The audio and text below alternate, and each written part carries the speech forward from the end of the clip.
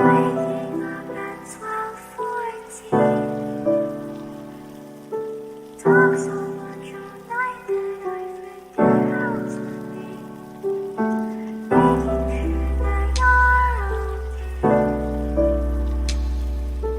Hope it's not too hard when I reply with a light.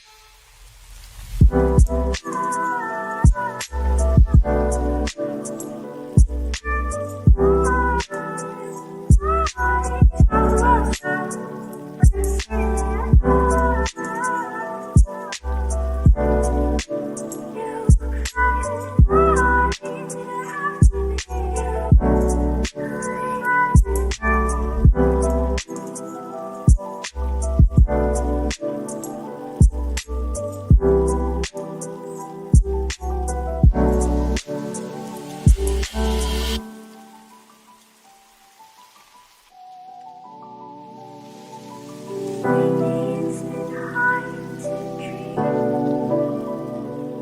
The story's all messed up and I don't wanna repeat. Excuses we make day after day. Play something that weird us and exaggerate. Witnesses might keep all night. So maybe we can say goodbye just tonight. I really don't want to fight. I'm trying my best to be polite.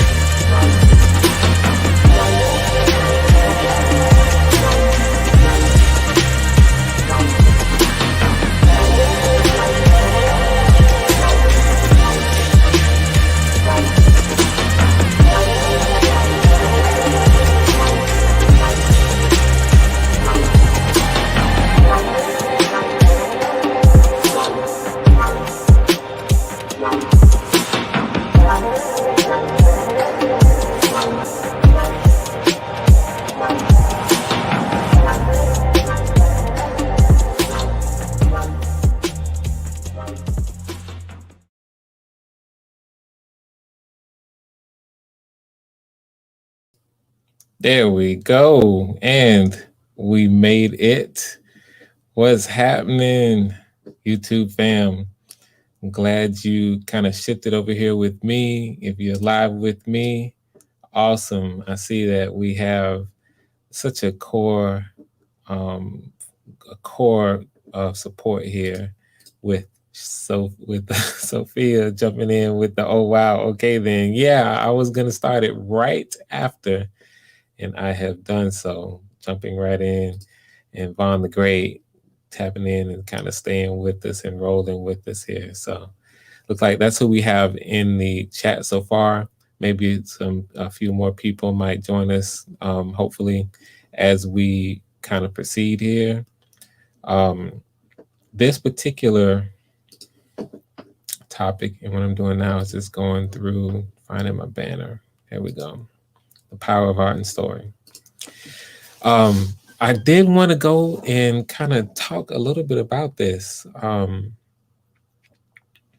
Because as you see, I kind of mentioned in my previous stream, and as we see right now, I'm turning my attention to producing Life or Death, and oh yeah, hit me with the one. You guys are probably hearing me just fine, but just hit me with the one to make sure that we're still good with audio. I really want to kind of get into the why,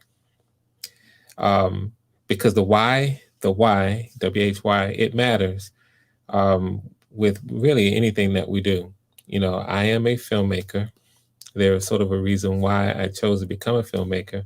There's a reason why I created the projects that I've created up to this point, and I think it's worth talking about, especially when you see me at this point sort of what's the best way to put it? Reestablishing myself as a storyteller right now, pursuing this passion I have. It really is about, okay, or why? When people kind of can make movies for a lot of different reasons. Adrian in the house. Adrian, so did you miss the last stream, Adrian? Because I think you were earlier, but then you may not have been able to make it, Adrian. So it's good to see you here, jumping in on this. Yeah, I don't think you were I don't think you were here because you commented on the haircut.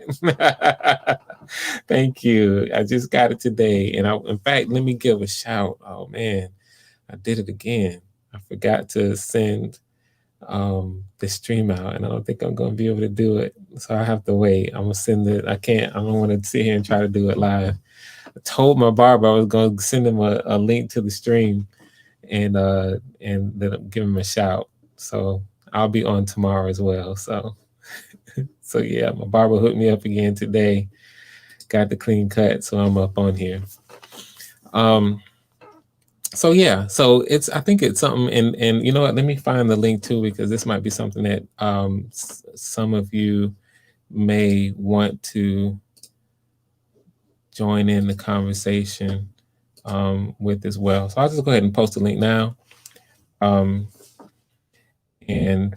we just the conversation to kind of go where we take it.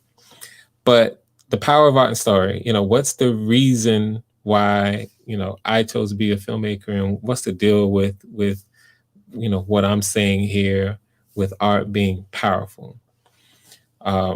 Good stuff. Thank you, Sophia, because I'll forget to do this stuff all day long. You know what? I will do this just to kind of underscore what you guys are doing. I do have a banner here. Let's see which one. Okay, so I'll put this one here as well. There we go. So you don't have one? Vaughn, I got to do something with that. Here we go. Let me see if I can throw this up too. Boom. See, YouTube just recently made it really easy to be able to do that. So now you should have it. You should have it. I've got to help you keep your hair brushed and maintained. Okay, again, you're good at this from all across the country. Let me know how you plan to do that. All right. Okay, so I'm gonna jump in the topic, and then you guys know me. I'm just gonna, the way things go, we'll pop in and out of topic depending on what you guys say, because you guys definitely throw me off sometimes. Not throw me off, but just take conversations in places that I'm not ready sometimes. Just put it like that. All right. So what's the deal with art? The power of art. I'm going to start with art, because I think that all art is powerful, and all art has a potential to have great power. So let's talk about it a little bit. What I decided to do is kind of explore this with us. And so what I did was, I don't know how many people have ever gone to Quora. Quora is a very interesting resource. It's a place where people ask questions and other people answer them, just give responses to questions. So it simply is sort of a place where people kind of muse and ask questions and about all kinds of things, and other people answer them. I have contributed to Quora often, and so it's a good place to kind of start a discussion about art and the power of art. So, this is one of these times now where this is going to be kind of fun. You guys know I have the new board. And what I'm going to do is, you guys tell me, while I pull this up, I'm going to see if I can throw some music on just to play, to fill the space while I find this post. So you guys tell me if you can hear this.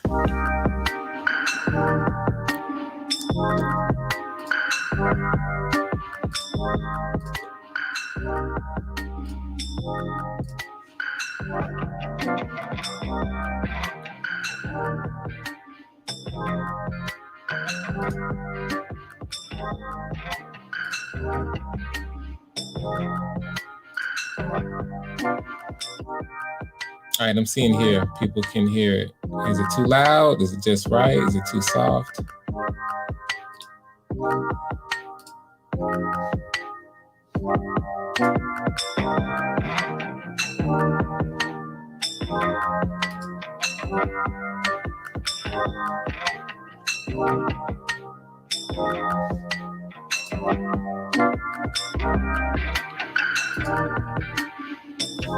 Yeah, got this new soundboard. So then, now that I found where I want to go, I can slowly fade that out and get us back to what we're doing here.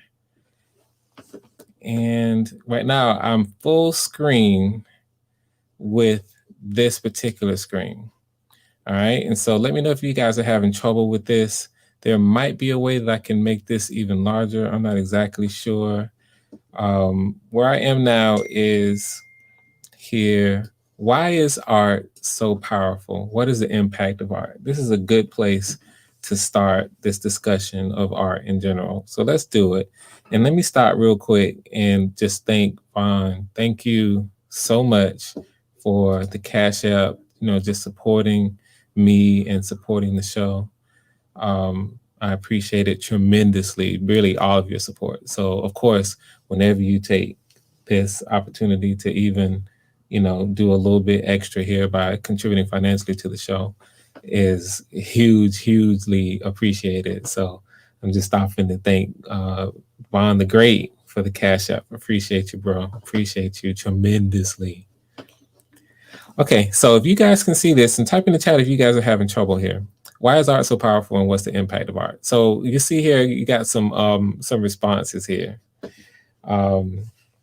This first person, okay, and I guess I won't necessarily read their name right now. We'll just go with what their responses are. Their original question is, why is art so powerful?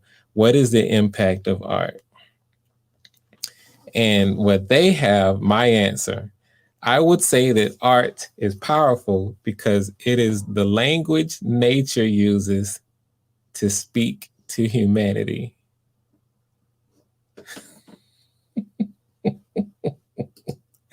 This is Quora.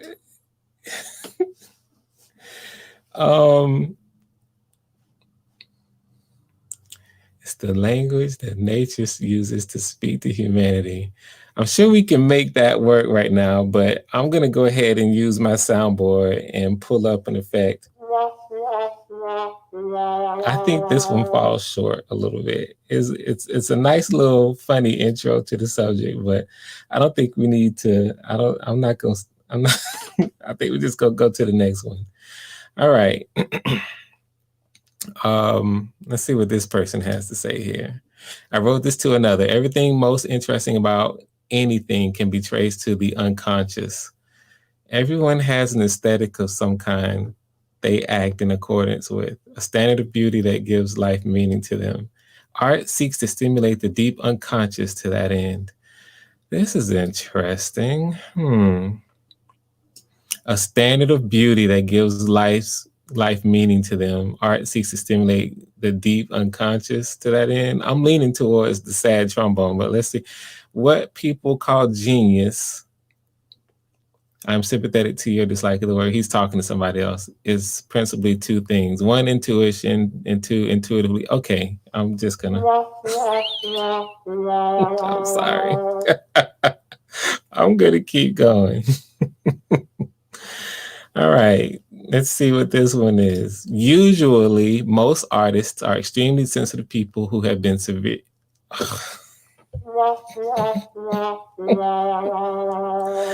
All right. You see, I'm pretty ruthless. I'll get to something and then I'll just keep going. Let's see the next answer. Art can be powerful and can have impact when it causes the viewer to think about something in a new way. Okay, I am tracking with this. I think this is a true statement. Art can be powerful and can have impact when it causes the viewer to think about something in a new way. Art is communication. I agree. Art is new ideas. Art is looking at the world from a different angle or with a different voice. Yeah, I think that artistry can do that. I don't think that necessarily is art, but yes, artistry can definitely, a component of artistry is looking at the world from, I would say, your own personal angle that ends up being different from, someone else's. Not all art is powerful. Most of it's simple decoration. I'm okay. Not all, and I'm with you there. You have to work at creating powerful art. Most of it's simple decoration. You know what? And that's something that you guys remember that art can be many things. I don't know if you guys remember. I think I did a show with on the block with Jen. Shout out to Jen, where we talked about that artwork that was on the bus, and that would be an example where they at least was using it to decorate the bus, and they were, it was supposedly, I forget the guy's name, is it Meek Mill, his album cover, and maybe that art was supposed to be some other things, but that would be an example of what I would call decoration, but very, very a lewd example of decoration. And sometimes so-called art can, and I'll go ahead and call it art, can do some other things. All right, so yeah, so that one, we can give that one, I like that one. I like that response. Because it is made to be powerful experience, that is a function of art, like religion too. Artist tries to make artwork as powerful aesthetically and symbolically the meaning as possible. Okay, not all artists do this, but I'm one of those artists who tries to do this. Try to make it powerful. Like, my aim is to make it powerful so that it has impact on people. Try to think the most, and this person, I think English is a second language to them. Where is this coming from? Because it's Finland. I'm not so sure that what they speak, but this is written in a way that it seems like, they're grammatically, they're not having everything here. Try to think probably the most, and it's probably of the most beautiful things you can think of personally, and then try to think the most meaningful, provocative, and interesting things in life. Now maximize that to artwork, repeat, rework, and through it, I guess, until it's as good as you can get. Art can change individuals, including the artist, and whole humanity. I agree with this. Art has the ability to change individuals, including the artist, and whole humanity. There's only two forces in humanity: science and art culture. Okay. I might skip that one. And the third would be basic human biology, sex drive, emotions. Okay, so they're just kind of talking off the dome right now. So, but this I think is a powerful or very, very true line here. And you know what? I'm gonna do this.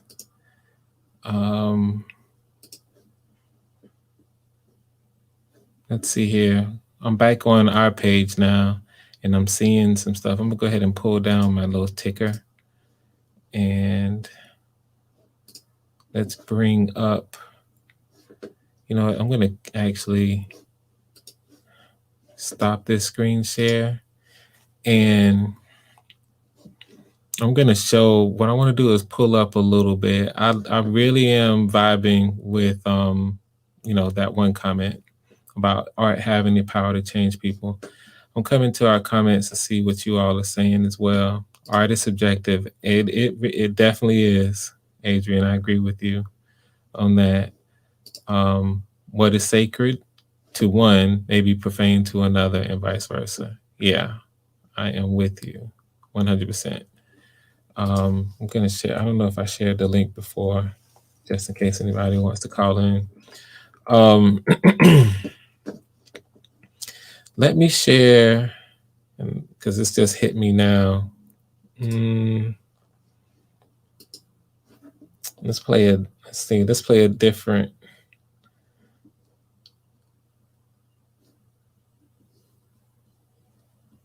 I'm going through here. You did it separately. So you must be using voice to text or something. Is that what's happening, Adrian? Because you meant to throw the 2 in there, and then now it's 2-1, maybe profane to another, and vice versa. You must be on voice to text. Let's see here. Let's see if we can play some music while I find this for you again. This is a good chance for me to kind of play around here. See what you think. I found it. All right. So what I want to do just on that one point, that made me think about, so I think we all know I've made the announcement that I'm going to be showing Love Trap. And part of course, you've been hearing me say it all along. Part of the reason why I wanted to make Love Trap was so that it could be influence people in some ways. And you're fine. I figured it was voice. You're good. It made me think about some of the things that the people who worked on the film had to say, and in a news report on it. So this is what I want to do. Let me play it. It's only a couple minutes long, and I'll probably pause it. You know what? Let me just play it. It's only a couple minutes long, and I want to pull out some of the things that a couple of people that said it, that spoke in the report had to say, and then I might even read some. I might even read some things that was said in the comments, but we'll see. Okay, let me do this,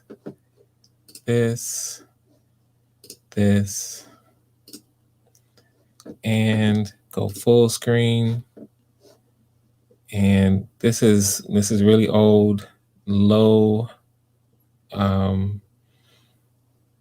file size here, really small file size. So hopefully it's something that you all can see here. All right, so hopefully you can hear it too. Let me know if you can't hear this. Are being made right here in Jacksonville. You might one day call the River City the next Hollywood. But one local UNF graduate will premiere his full-length feature movie on Valentine's Day. The picture was shot entirely in Jacksonville, and some Fox 30 talent helped get it done. We spend so much of our time trying to find love. The cast and crew of Love Trap say making the movie was a labor of love. It was like all a family connection. Everybody put in just like a family. If somebody had, an instance where they couldn't be out, okay, everybody's ready to chip in even more. The film centers around Richard, a laid-back law student who gets seduced by a temptress at a pool hall. That sets in motion a series of events that unbalance his world. It hits all the way home personally for me. you know, and it changed me in a way, in a good way. As did work on the film. That's why I want to pause there. So notice what he said. You know, it personally hit home for him. This is the story of Love Chapman. He's one of the actors, and it changed him in a way, in a good way. You know, this is this is just him answering the question. I'll keep going. Everyone involved says they looked forward to the 13 to 16-hour days on the set, in addition to holding down full-time jobs. And it was all done with limited funds and a skeleton crew. We shot it on not even, if you want to say a shoestring, then it was like maybe half the shoestring, and it was cut up and kind of grizzly and frizzy. We really didn't have a budget, but we overcome that. Producer Frank Gooden relied on a creative and dedicated staff, including Fox 30's Bernardo Santana and Naomi Ruel. I can't express how much this film really means to me. I mean, because it does touch on a level when you're reading the script and you're like, wow, you know, that's happened in my life once or twice or something like that, and you just, I just can't explain it. All right, and so here's another, and he's expressing this in his own way, but this is another example of what I'm referring to, you know, and for me, what art is about, having this ability to connect with people in a way that has the potential to inspire them, to shape or even change how they see something. And in my case, I want them to see it in a way that inspires them in some way. And, you know, so here's someone else who's kind of talking about that. I'll keep going. Film promises to make you laugh and cry, as well as teach a lesson about love. There are a couple of pivotal scenes where I want to see tears, because they're very emotional scenes. The movie will premiere at UNF, where much of it was filmed. And so he's talking about it there, and you know, he brings up tears. After I finish this, I'm going to tell you a short story of something that happened at a screening, just in reference to that. Frank Gooden says Love Trap proves that first-rate pictures can be made in Jacksonville if you have the dedication. In the realm of independent filmmaking, we have the locations, we have the talent. Maybe we can bring a little bit of that Hollywood here. And if not Hollywood, then be a leader in the independent film industry. Art influencers on Instagram have a All right. dark secret. Okay, so yeah, when we, you know, and I showed you that response about the, you know, art having the power to change people, I think that's legit, and that's part of the reason why. See, I can't even get it out before Adrian. Like, I need to keep my eyes off the chat. You know, it has the potential to impact people in powerful ways. At the end, when Frank Cleveland, who wrote the score for the film and scored it and did an amazing job, really not only scoring the film, but kind of as a musical director of the entire piece. He, at the end, when he says, you know, I want to see tears, a quick story, you know, because this film screened in a lot of different places, and, you know, and I can go, let me just back up, screened in a lot of places, and it got a lot of stories. Here's one. Film was screening in the San Francisco Black Film Festival, and we ended up winning Best Feature Film at that festival. And at one of the screenings, I had a couple screenings, and I forget the name of the theater. And at the, you know, we had the screening, great screening, you know, it's the kind of thing that we've been getting across the board. And at the end of it, you know, packed up, had our stuff, and myself and someone else was leaving the theater. And this white couple was a very, very pleasant, extremely pleasant white lady, and I think it was her boyfriend. Maybe he didn't say anything. She did all the talking. And she waved me. We were crossing the street in San Francisco, and before we did, she waved us down. She caught up with us, and she was in tears. And she said, I just had to. You know, I just wanted to come to you and talk to you and tell you how this movie, how watching this film changed me. And, you know, there's certain things that we're going to talk about when we watch the film together tomorrow. You know, she was like, it was a beautiful story, and it affirmed some things for me that I needed to have affirmed.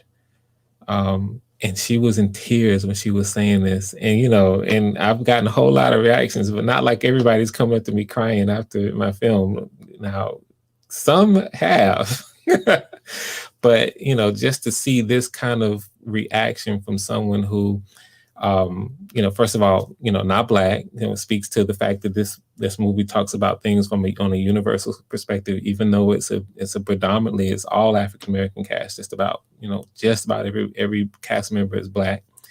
Can come up and kind of have this kind of response to the story, and then wanted to make sure that they shared that with me, let me know, and, you know, kind of thank the creator of the film for giving them an experience that inspired them in that way, meant the world to me. That's the whole reason, you know, and why I make the film, you know, why I made the movie. I want people to be able to come with it. So when he's talking about I want to see tears, in that case, he definitely, you know, what his work, Frank Cleveland, the work that he did helped contribute to creating that. I'm going to call it an epiphany, because I know what this feels like when, and maybe some people here can identify when you have an epiphany on something that's really, really important to you. It can bring you to tears, and the work that he did helped bring that about. So this is what, for me, filmmaking, you know, in terms of my chosen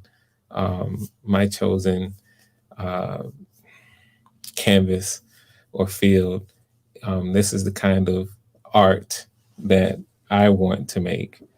And so absolutely, I want it to be powerful.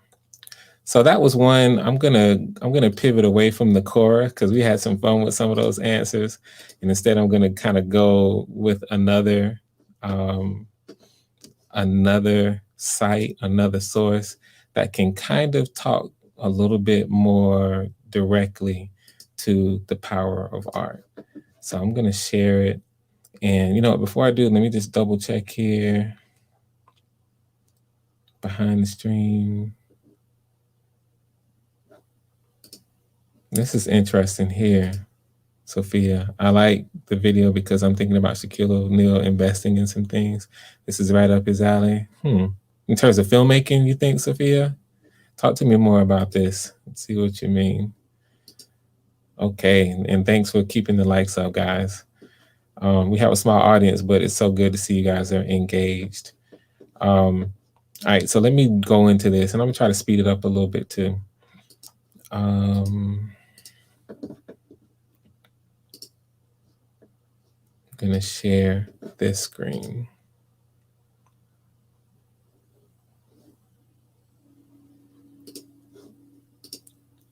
All right. All right, so let me scroll down, and I'm gonna go through some of this, because I think we are kind of really going into honing in on some of the reasons why. This goes kind of deep. I like this. What is art? The dictionary definition of art says that it is the conscious use of skill and creative imagination, especially in the production of aesthetic objects. Okay, definitely with that. That definitely applies to me. But the thing about art is that it's so diverse that there are many ways to understand it, as there are people. That's why there are scholars who give their own special definition of the word, such as the one penned by this famous Russian novelist, which goes, art is the activity by which a person, having experienced an emotion, intentionally transmits it to others. Okay, and that's interesting. Having experienced an emotion, it intentionally transmits it to others. That's cool. I can kind of go with that. For me, it's more than this, but this is part of it. In other words, yeah, I might be intentionally trying to create an emotional experience for viewers, but it's not simply just for the sake of the emotional experience. The emotion becomes part of the tool for allowing a certain type of message to come across. So we have some other things here. What is art? Many common definitions of art, a few to quote. Any creative work of a human being, a form of expressing oneself, resides in the quality of doing. The process is magic, an act of making something visually entertaining. Yeah, these things are all applying here. The most intense mode of individualism that the world has known. That's interesting. The most intense mode of individualism. I can kind of vibe into that because art is very personal. It's very intentional. And so you really are, when you're creating art, you're expressing a side of yourself. Now, I think that there's a little bit more to it than this, but it can be this. At least it's this way for me because I'm not, when you talk about art, there are many forms of art. Why is art important? Probably the best theory that I like, which best explains why is art important, is from Van Jones. Subtly provides a great response to what is art. Van Jones presented a graph that accurately represents the interaction between the four aspects of society and its different members. Consequently, Vones, I thought it was Jones, Van Jones depicts why is art important to our society. And then you see a graph here. Elites, masses, action, ideas. And then you got this quadrant here of inside, head, outside, heart. Interesting graph. Let's see. On the left, you have action. On the right, you have ideas. Elites are at the top, masses are below. There's an inside act and an outside act. Okay, so here it's going into some things that for me, I'm not tracking with. This one's gonna get that sad trombone in a minute because it's taking me some places I don't want to go right now. So I'm gonna keep scrolling down here. This is really where I want to go. Why is art so powerful? Perhaps the simplest answer to this question is that art touches us emotionally. Art is powerful because it can potentially influence our culture, politics, and even the economy. When we see a powerful work of art, you feel it touching deep within your core, giving us the power to make real life changes. I can vibe with that. And then we get into a lot of different things here about art here. It has the power to educate people about almost anything. It can create awareness and present information in a way that could be absorbed by many easily. Yes, it promotes cultural appreciation among a generation that's currently preoccupied with their tech. Yes, it breaks cultural, social, and economic barriers. Yes, it can access higher orders of thinking. It can access higher orders of thinking. Yes. All of these reasons. So we see here, we can get really, if we choose to, we can get really scholarly and academic about why art is important. So I don't want to get too deep into that, just only to mention it, because we, I don't want to turn this into some sort of deep scholarly endeavor. I just want to talk about and acknowledge that art is powerful. Art is more than just art. Art is more than just like, there are some people, I'm in the realm of filmmaking, so I'll kind of stay there, who will want to kind of make films and embrace films, say that don't necessarily have a point. They just want it to be entertaining, or you just want to see some action. Or there are people who make films just because they want to make some money, or some other, it could be a whole lot of other reasons. They feel like if they make a good enough film, they can put it on, if they're independent, they can put it on Amazon Prime, they can go to Netflix. Let's make some money, okay. I guess that's as good a reason as any. For me, I am really interested in pursuing film as an art for these reasons, these powerful reasons that we talk about for art. for the fact that great art has the ability to touch you at your core, for the ability of art to be able to actually change a perspective, educate people, introduce you to other cultural perspectives, and break cultural, say, norms, or even break things that limit people culturally. That's why I'm in it. I completely vibe into that. And so hopefully you see some of that in a lot of the work. I haven't talked about the 904 yet. I might mention it, but it's important for me to bring this up because we're about to kind of go on this endeavor together of trying to create something that has the potential to do this kind of thing, affect people, change perspectives, and inspire people. All right, so I'm going to pivot a little bit and I've got let's see here. Let me go through this really, really quickly. Let's see, Shaquille O'Neal invests in everything and has played basketball in Florida. Yep, he's been in movies and does filmmaking, I believe. It's a wonderful investment. Could be.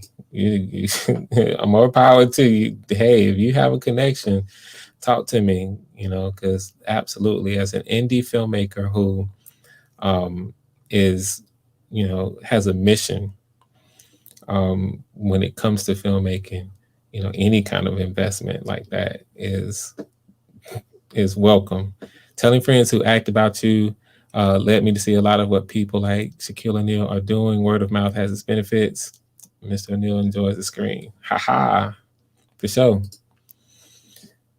All right, so what I'm gonna do is now just talk a little bit about filmmaking and then pivot into why I became a filmmaker. So let me share this one screen.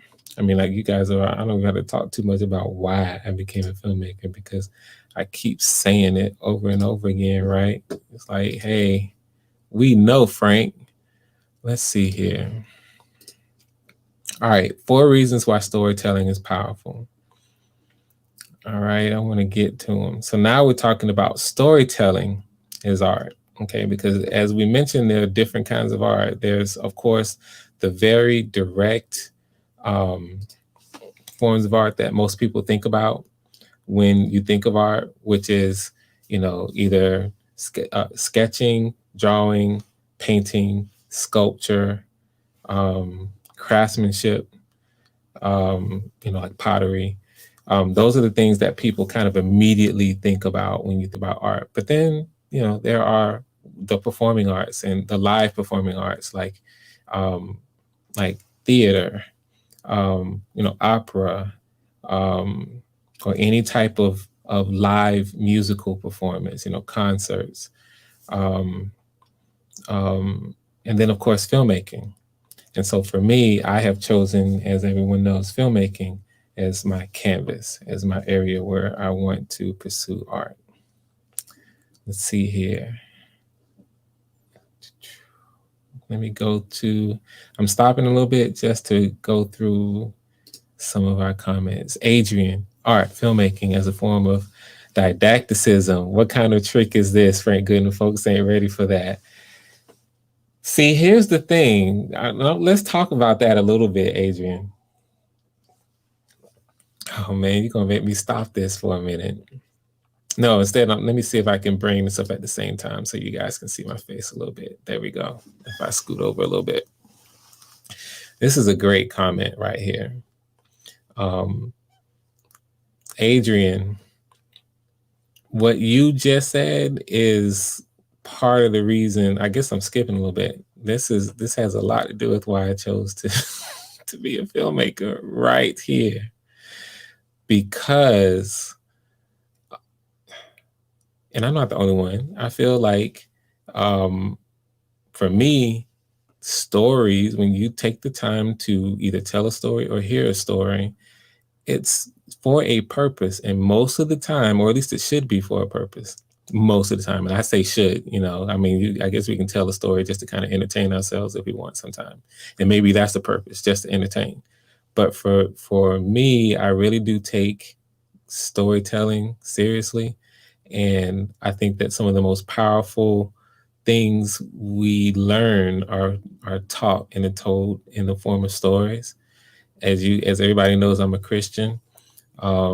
Christ taught in stories, parables, and taught very profound lessons using stories. And we are built to learn through stories. And so yeah, if you, as a filmmaker, if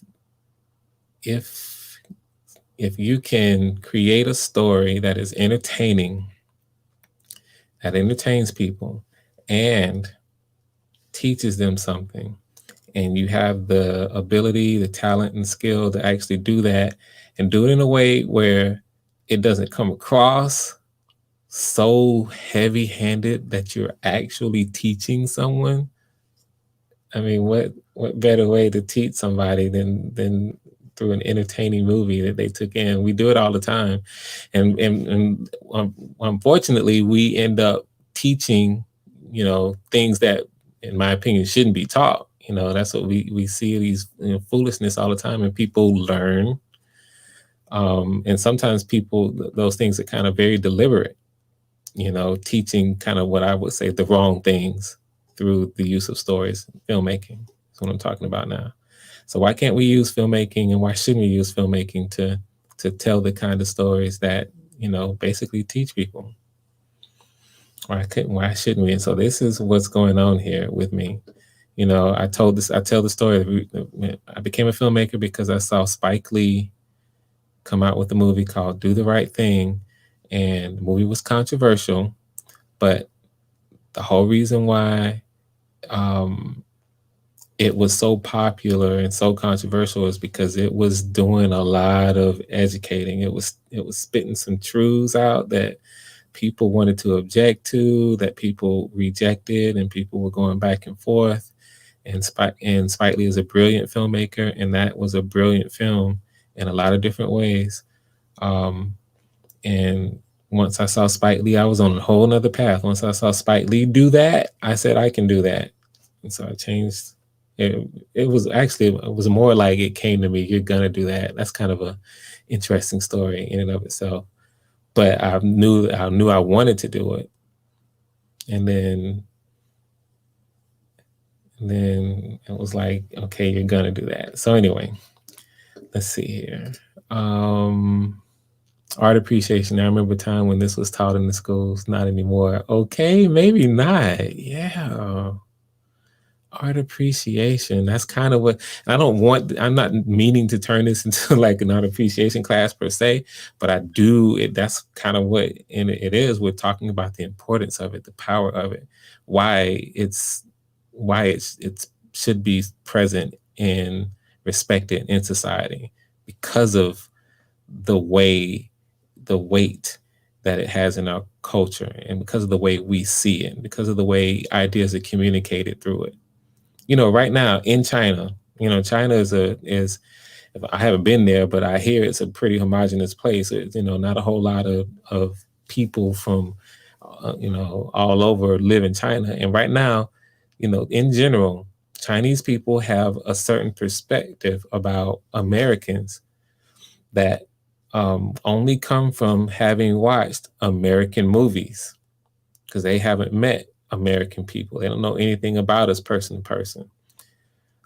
But I've read that they have generally a very favorable impression of who American people are, the Chinese people.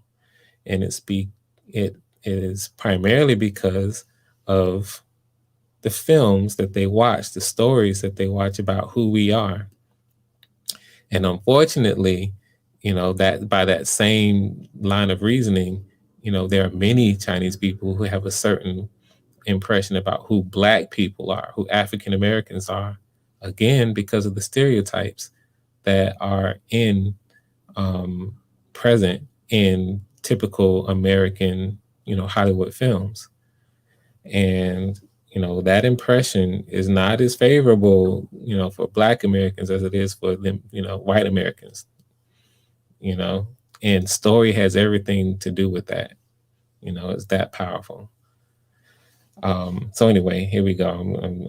I'm digressing a little bit. I took it in college. Art appreciation, absolutely. Yeah. They used to teach it in high school. I agree. I'd have to find out if they teach art appreciation in high school because I'm with you. Gail, I'm seeing you. Thank you and for showing up and have a good rest and thank you for being here. I appreciate you being here. All right. I got your vibe. I thought you would appreciate my comment. Yes, you did. You did. Aesop's Fables are favorites. Absolutely. It's some things about those fables too that are a little bit rougher than people know, actually. Let's see. So I see this conversation about schools. Yeah. Gail, yes. Have a good evening. Thank you so much, Gail. Good night, Gail. Absolutely. Thank you for, I appreciate you every time. Like I said, anytime you need my help with anything. And I need to visit because I see now I've been grinding too much. I didn't know you had a show with an intro or something. So time for me to go to your channel now and check out what you're putting down, Gail. All right. So I'll be there soon, probably after this stream. Okay. So let me go back to, let's see. I can go all the way back here now. All right. So feel free to type in the chat if there are any questions. And of course, if you want to jump up here and kind of just talk, that's fine too. All right. So this is a site that's trying to tell us, okay, 4 reasons why storytelling is so powerful. So one here is we grew up with them. Yeah, obviously, whether we were told fairy tales at bedtime, heard family stories around the dinner table, or listened avidly to our grandparents' memories, we learned about life through stories. Absolutely. We're hardwired to receive information through stories, and we communicate best with them. Absolutely.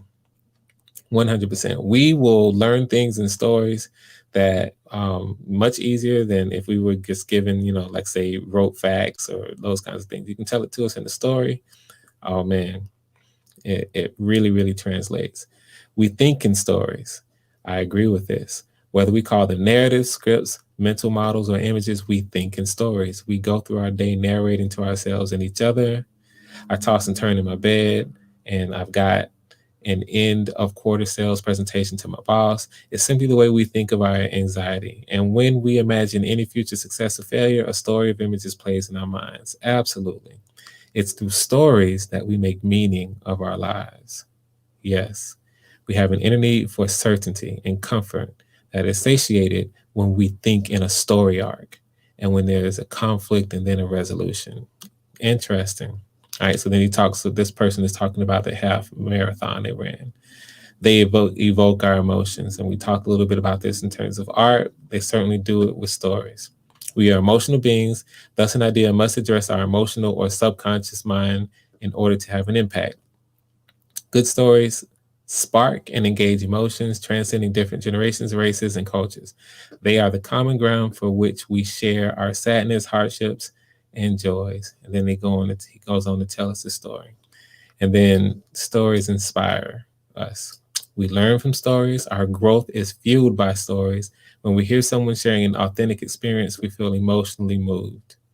And then TED Talks are proved successful for this exact reason. Their slogan, "Ideas Worth Spreading," gets at the heart of this principle. So then this person talks about how they learn by being inspired. And then they have this project, the Authenticity Project, which seeks to highlight and celebrate the stories of leading luminaries in Ghana. All right, so this is interesting. I may check this out, the Authenticity Project. I think this link is a little old, but I think I'm gonna look this up, and I encourage anyone who watches this to do the same thing. As someone who is inspired by authentic stories. So I'm gonna take a little bit of time to read this. For the purposes of this conversation, I just wanted to kind of talk about, or at least show that it's not just coming from Frank Gooden you know, when we see when Frank Gooden says, "Oh, you know, storytelling has power, and this is why." You know, and this is just one article. There's thousands of articles online about, you know, documenting why stories are powerful, and we can go read them and kind of look at things from an academic perspective, but we don't need to. You know, we see it all around us, the power of stories. You know, there's a reason why advertisers tell us, you know, seek to use advertising to get us to do things, buy things, influence us to buy things or pursue services using stories, and why that's kind of the gold standard. If you can tell a story in a commercial, or if you can tell a story with anything, you can influence people. You know, and people, and I'm not even necessarily talking about just using you know, visual storytelling, which is what, you know, my field is, visual storytelling. We gravitate towards storytellers. Most of us here know the lead attorney and follow him. He has gifts with the way he tells stories, audio stories. You know, he's not using any tech or anything to tell stories, but he has certain gifts for storytelling. He has, on his channel, he has told some amazing stories. You know, some powerful, some funny, you know, one or two ratchet, you know, that he's kind of told here recently, but amazing, amazing stories that connect with people. And part of the reason why we continue to, you know, like, patronize his channel is part of it is because of that. You know, he brings a lot of other fields of expertise to it as well. And also years, you know, I'm sure he has an actual gift for telling stories, and then that has been honed over years and years of his experience as an attorney, and I'm sure presenting cases in order to win the hearts and minds of the people who he is seeking to convince to go his way when he's, you know, pursuing the case. So that's just one way, and it's just one demonstration of someone who we know who's using and telling stories in a very consistent and interesting way, that showcases the power of storytelling. And we got a new one. Thank you for joining us here, Uncle Stu, old man on the block. This brother here is such a powerful person. So I love his humility and what he's doing with this channel. And so I'll put this out there. I think everybody here knows who he is, who's present, but if not, definitely go to his channel and subscribe. And for anybody that watches this afterwards, be sure to look up Uncle Stu, the old man on the block's channel, and subscribe. Because what he's doing is he's very, very, in a powerful way, he's bringing people on to tell their stories. So I love this. The word just escaped me. I love the synchronicity of you just popping in when I'm talking about the importance and the power of storytelling. Because that's what you do. You allow people to tell their personal stories, and allow others to be inspired by that. And so what we're talking about here is leading me back into this. The whole reason why I became a filmmaker is because I aspired to, and continue to aspire to, tell stories that inspire people. And because I'm a Christian, and because I'm going to be obedient, and a lot of other reasons, I'm inspired to tell certain kinds of stories that inspire people in certain kinds of ways that I think benefit them. And so that, you know, is maybe even another whole aspect to you know, this conversation. But it's out for me. It's been this way since the beginning of my career in actually making or telling stories. And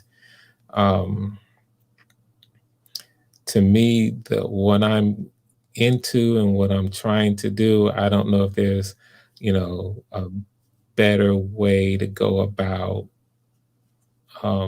telling stories. But that's just me. So anyway, I'm kind of being a little nebulous about it, but I'm going to talk more about this at a later stream. So for me, that's what's happening here. There are a lot of reasons to make movies. There are a lot of reasons to pursue filmmaking, and pursuing filmmaking has a lot of, it's a lot of challenges, and there's a lot of rewards for successful filmmakers. But for me, the core of it, the heart of it, is all about inspiring people in a way that I think, in ways that inspire them to be their highest, to achieve like their highest potential. And so, I want to do that in a lot of stories. So the reason why I felt it important to bring this up now is because, as we know, I'm being very, very public about this next endeavor, Life or Death. And I haven't really, I said over, you go back and watch those, the audition sessions and the callbacks sessions, and you'll see me kind of allude to, why I'm filmmaking and why I'm doing this. But I wanted to really take the time to kind of articulate, this is why I'm in this space. These are the kinds of stories that I want to tell. This is why I want to tell them. And what we are doing now, what you're seeing us collaborate to do, is an example of that. And I'm going to start it off with tomorrow, kind of going back and talking about Love Trap and why Love Trap was made, and the impact that it had, and the impact that it continues to have right now. I see Uncle Stu in the back. I'm bringing Uncle Stu up. So good to have you. Thanks for coming in. Thank you, sir. I had to give you all the honor and the praise and the credit and all out. I'm shooting it right up. It's all going right up. God is the reason. But no, I thank you for allowing me on your platform. I'm very humble. Whenever anybody gives me credit for anything, I'm just trying to be the best version of myself and just put it out there and just show people who may not have as many subscribers as I do, and like, hey, come over here because you have a voice, you have something to say, and you need to be able to say it. I'm right now having to not really change my platform, but focus more on the message. Because when you're trying to give that positive message, when you're trying to give a teaching message, it ain't the most popular thing that everybody wants. So I got to learn from you. Okay, how do I tell this narrative? How do I do this film production? How do I do this and do that? And so I keep you close, because doing a regular 10-minute video, how much message can you get out there? I mean, we look at the news and we'll get a 10-minute news story, but how many stories in that 10 minutes do they tell? So if you don't know how to tell that story just visually, forget trying to do it orally.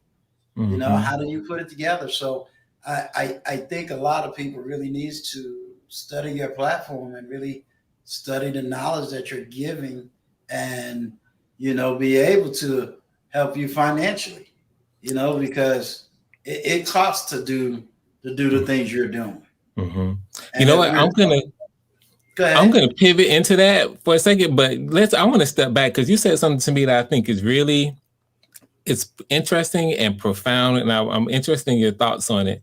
When you said that one of the things, like you're in this journey, and you, like you said, you are on a mission yourself, and it's really clear.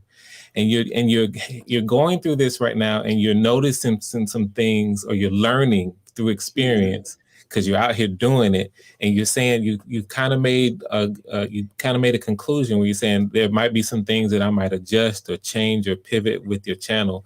Talk to me, if you don't mind, about that. Like, what are you going through? What are some of the things that you're seeing, and what are the challenges that you think you're finding as you are moving towards this, to fulfilling this mission that you're on? I would say one of the challenges is I'm living in a circle while people are living in a box, and I don't want to sound arrogant. I think it is going from people who want to live in their pain and not push past the pain to go towards the gain. I think I'm seeing people who rather be entertained and then blame everybody for what they're consuming. You know what I mean? Keep going. Yeah, I'm saying I'm saying that. You say you want positive Black men. You say you want films that represents us. But then when those films are being produced, are you consuming those? Are you putting money where your mouth is? Or do you rather see the guy getting shot, beat up, this and that? You say, hey, hold them in accountable, do this, do that. Okay, so when I set up a platform that's doing that, are you coming to see it, or do you still go to those other platforms? You say a lot, but what is your actions saying? What are they doing? You know what I mean? Yes. People will sit on TLA and go, Frank Gooden. Oh, Frank Gooden. He's the independent film director. He got the Emmy. He got this. He got that. So why isn't Frank Gooden with 10,000 subs getting the knowledge that's necessary? Mm-hmm. Why are we all running? Why are we all learning how to be independent filmmakers? Even those of us that's in podcasting. Why are we not coming here and maybe grabbing a nugget about, hey, how do I do this? Mm-hmm. You know, I'm sitting up here and I'm debating, do I buy this $50 book to teach me how to use Final Cut Pro that I done spent $300 getting, and I still don't know how to use the stuff, you know, or I'm consuming content just to learn, oh, so that's called B-roll. Okay, I understand B-roll. Okay, how do I use this B-roll effective? Okay, where do I get B-roll from? And, oh, so if I put a word up, I need to put a sound effect in here. And so I'm having to learn film production, and I'm not a film producer. Right. Technique. But if you don't know, now you got this learning curve. Right. When coming to you and saying, okay, Frank, here's $50 for your time. Can you help me to learn how to do this so that my $50 investment can hopefully reap me $200 later? Right. You see what I'm saying? But we want everything for free from you. Come on, Frank, give me this knowledge. Give me. And meanwhile, you're saying, well, wait a minute, it costs me $2,000 to get what I'm trying to give you, but you won't even give me $5. You won't even give me $10, but I'm gonna give you more than $10 worth of knowledge, but you won't support me. But you'll go support that video that's 3 minutes long, done shot up everybody in the video. You'll support that. But So let me. brother who's saying, I'm telling your story. I'm letting people know that there is decent middle class people in this space. I'm sharing your story. I'm telling everybody there's positive Black families, but we can't get you out here. Yeah. Let's have this dialogue on that. So what I would say is that, you know, for me, I think it's just a matter of time. First of all, I think what you're talking about is absolutely, Uncle Stu, a phenomenon. But basically, we all, you know, the majority, we chase the drama. It's just part of what it is, whatever the drama is. It could be, it's just like, you know, in high school, when, you know, when the fight is going on, and the fight breaks out and everybody want to crowd around and see what happens in the fight. Right. It's, you know, who gonna get their licks in. And that's kind of par for the course. For me, the challenge, and this is something I welcome, I'm going to be talking about since I'm actually doing it now, is this thing where the whole reason why I got into filmmaking is to learn how to use that to still be able to sneak in the messages that you want people to come away with, because it's a fact of life. That's not going to change. That's what we are. It's going to, the people are going to almost always gravitate towards that stuff more than they gravitate towards the things that doesn't have all the drama. And so that's cool. About what you mentioned, for me, I just turned my attention to YouTube, as I think in August. And so for me, it's just going to take time. And it means for me being willing to say, hey, first of all, this is what this video tonight is all about, kind of putting the print in the sand and saying, hey, this is why I'm here. This is what I'm doing. And this is what I'm going to be doing moving forward. And then just being willing, it's going to take work. I got to earn that. I got to earn people coming in and saying, okay, hey, wait, this, Frank is actually kind of trying to drop some game, here.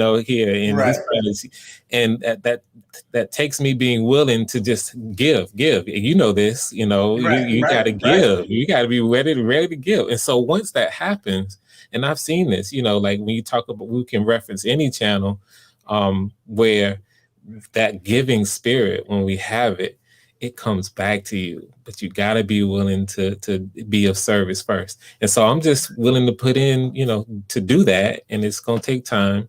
And then sooner or later, you are dead on. I'm gonna start doing all these other things, basically showing people how to approach storytelling, at whatever it is, showing people how to approach the techniques that they need to learn in order to be effective for themselves, so that we can have that authorship and ownership of our stories ourselves. So yeah, it's that's my thoughts on it. What do you think about that? I think that is awesome, because what I have to now put in my head is, how do I take let me see what Adrian, that hypocrisy is. Oh, here you go. Hypocrisy. Go ahead. One's actions do not align with their claimed values, right? But don't call them out on it. Adrian, we love you, Adrian. But what I am trying to do now is learn how to take the academia side of myself and put it out there, because I'm more academia, meaning I'm more about like books. And how do I take something I'm learning in academia and put it out there without it sounding like, okay, you gotta have this college lecture, turn to the page. Okay, how do I take this, put it up in film form, and still get the message out there? So that's what I'm having to do now. Let me start with something too, since you kind of brought this up. And this is one of my books. So you may or may not have heard of Robert McKee in this book called Story. This is now a classic in terms of screenwriting. I remember being in film school when he dropped this. It looks kind of thick, but it's an easy read. One of the first steps before we even jump into the what's the name of the book again? It's called Story by Robert McKee. And before we even jump into the technical side, which definitely is important and is something that you should be diving into when appropriate. But before we even do that, especially for somebody like you, I'm going to say that make sure you read this book, and this is for anybody. Understand one of the things that we have to do in this field, where we're now we're actually producing our narratives, is we need to understand the elements of story. We need to understand the elements of story, and we need to understand it in a more fundamental way than the casual way that most people can identify and understand what story is. Because that's what we are doing. And I just got finished talking about the power of story and how effective storytelling is so powerful. Well, if you're going to be an effective storyteller in any of its forms, be it verbal, be it, visual storytelling, be it storytelling in a song, if we're going to be effective with it, we've got to understand at a fundamental level what are the elements of story. And when we do that, we can apply it in any. I I teach a class right now, narrative production, for at UNF, University of North Florida. And once and this is the end of the semester right now, once they learn the fundamentals of story, they can apply it to a 30-second commercial or a 2-hour fictional narrative film or a 1-hour documentary. And that's exactly what I've proven with Love Trap. When I first of all, before Love Trap, when I was doing smaller form music videos, I was telling stories in music videos. When Love Trap came out, it won Best Feature Film at 4 film festivals. It got picked up. You know the story that I mentioned when I was on your channel. I applied the same thing to my first ever documentary, which won an Emmy. And then so on and so on and so on. Once you learn the fundamentals of storytelling, you can apply it in any of these formats, any length. And so that's the first thing I would say for somebody like you. Well, I just ordered the book, so it'll be here December 5th. I was about to say, especially with you being academically inclined, I see you're going to eat that up. And then after that, once you learn those things, then you can effectively use that with the technology. And there are techniques about video and filmmaking that also have to be learned in order to help that. But before you do any of that stuff, you have to know what you're telling. You got to understand that. So anyway, once you said that and you went that way, listen, I said, let me say this right now. I'm like, hold on now, where the cash at? Where the cash at? I got $7. And that was free. You don't have to drop anything on that. That was free. I like giving. You know, I really appreciate that because Frank Gooden, you've got a lot to steep these folks some intellectual vegetables, but they prefer to eat intellectual poison. But you know what, Nash? I'll say this. As comical as that sounds, I needed this conversation because now it gave me another move to say, okay, keep doing what you're doing because the people that will find value will find you. People that's not looking for value, they're not going to eat it. So what is it though? Being a vegan is eat the vegetables and throw away the meat. But you know, Adrian, she probably love them chicken bones and neck bones. So you know, I ain't gonna mess with her too tough. She just go back and start trying to get me.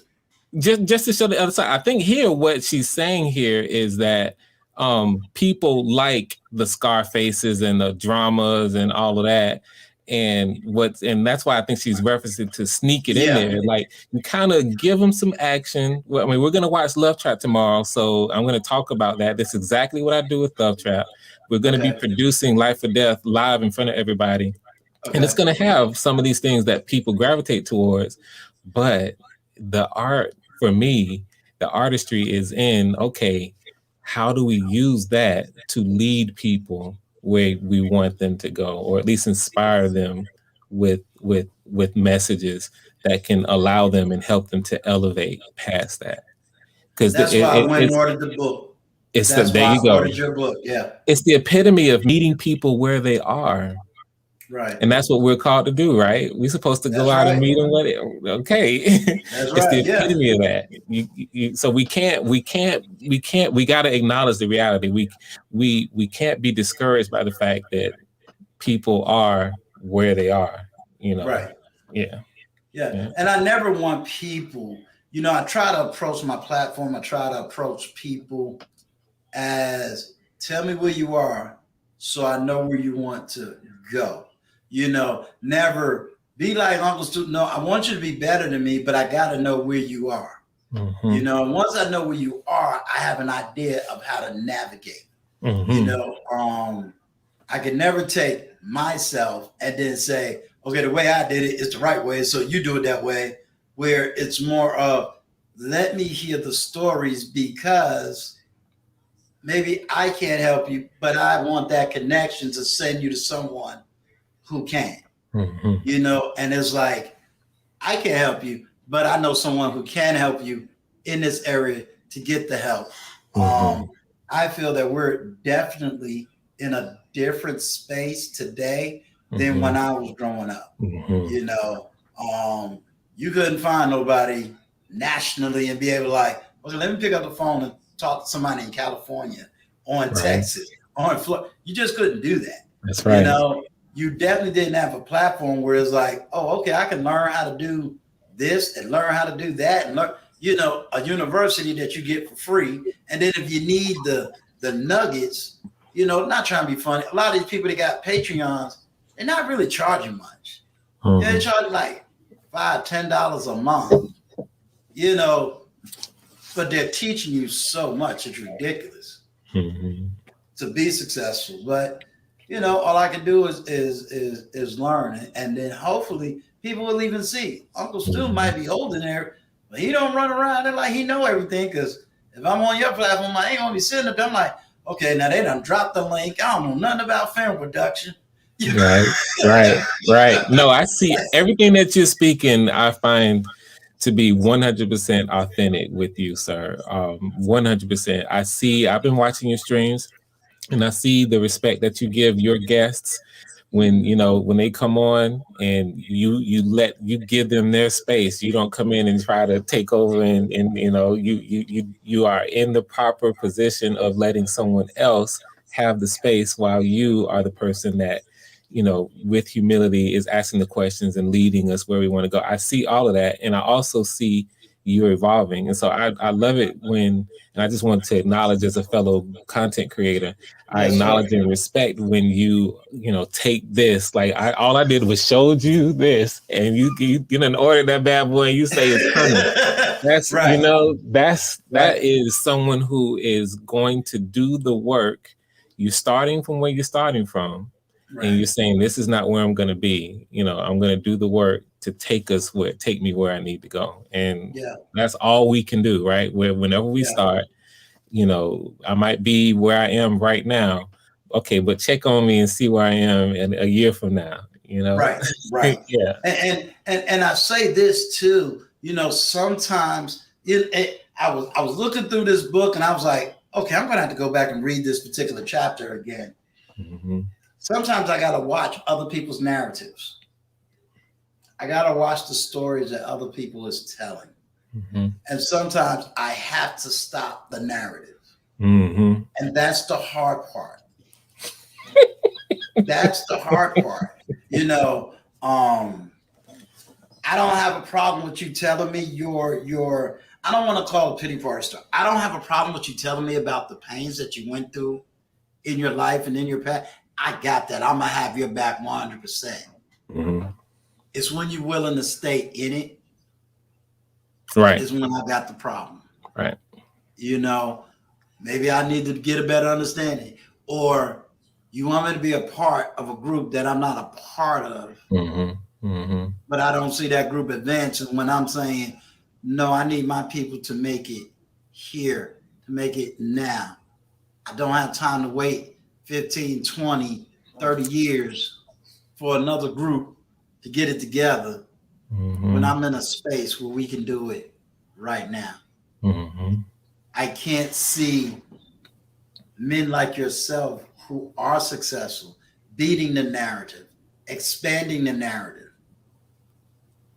But then I say, well, because 10 people ain't doing it, I like to study the outlier.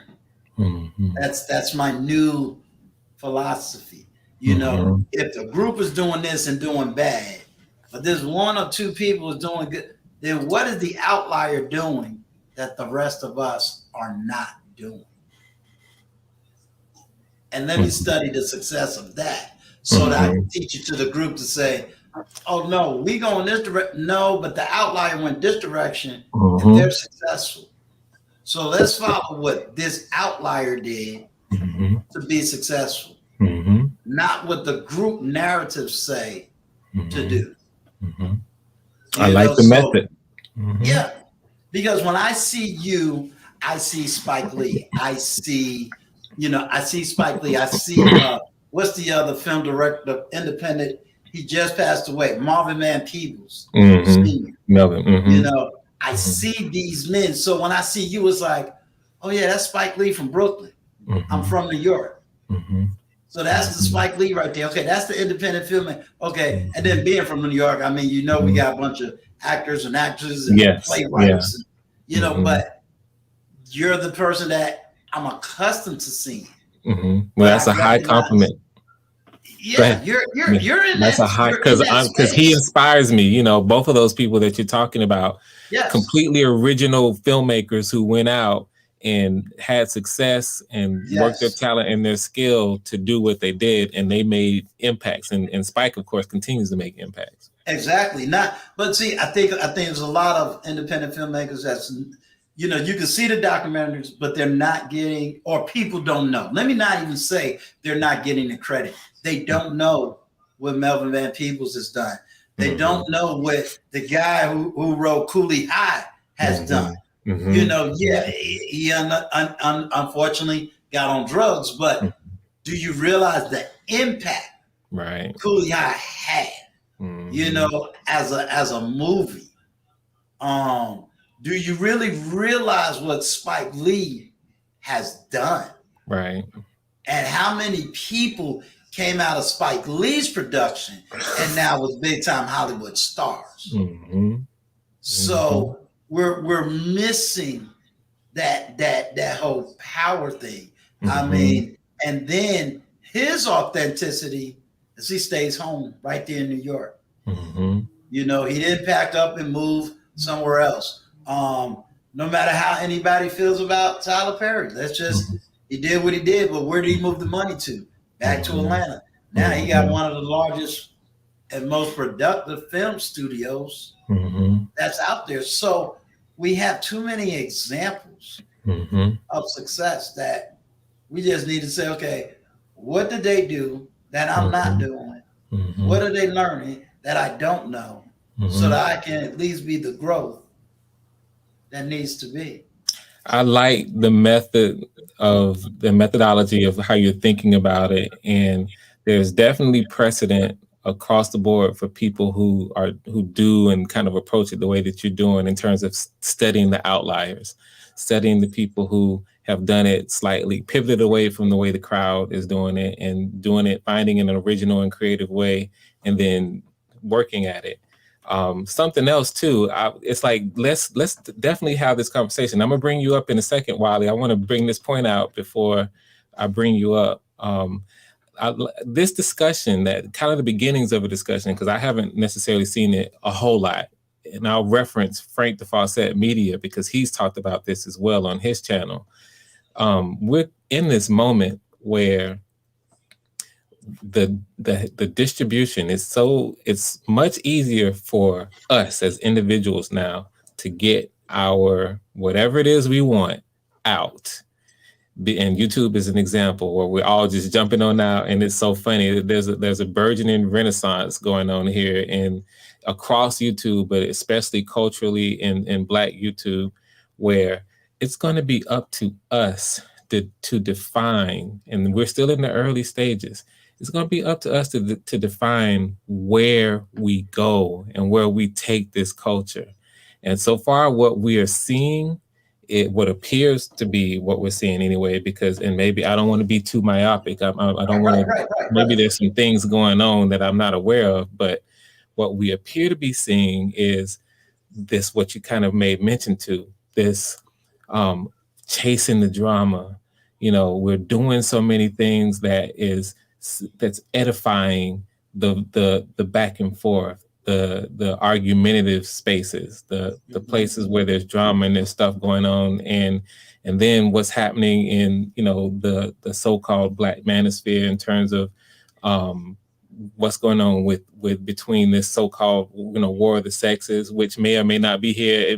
It might actually be here, but and that if we continue along that path, kind of blindly going in the direction where we're not being intentional about thinking about where this is leading us, it can take us to some very, very dark and negative places.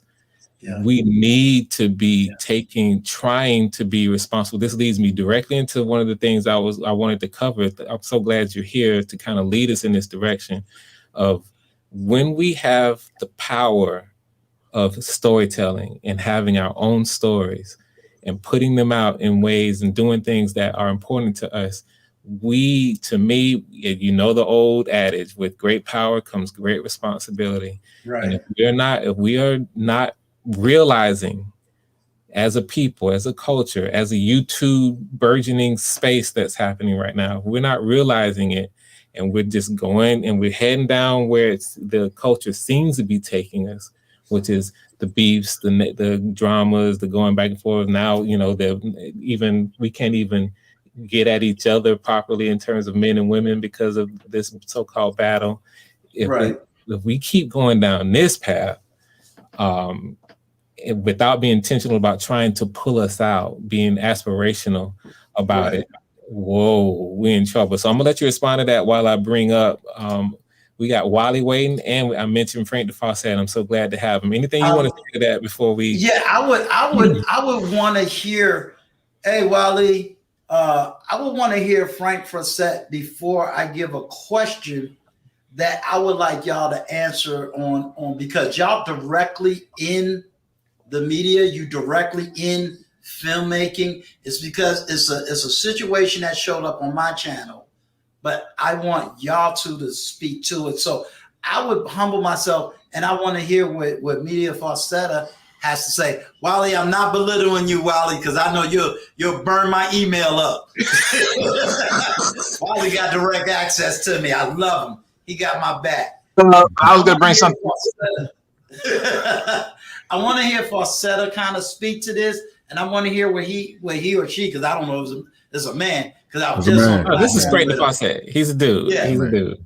But I just want to hear what he got to say to what he's heard so far. Okay, and we'll ask this, Frank, if possible, leave it a little brief, just because I do want to hear what Wally jumped in. It sounds like he's hot on something. He wanted to kind of Wally hot. That's why I knew he was ready. Yeah, so I want to hear what he's saying. But what's going on? It's so glad. First, thank you both for coming up. Always glad to be here with you, Frank. What's going on? Oh, man, what's happening? This is Falsett Media.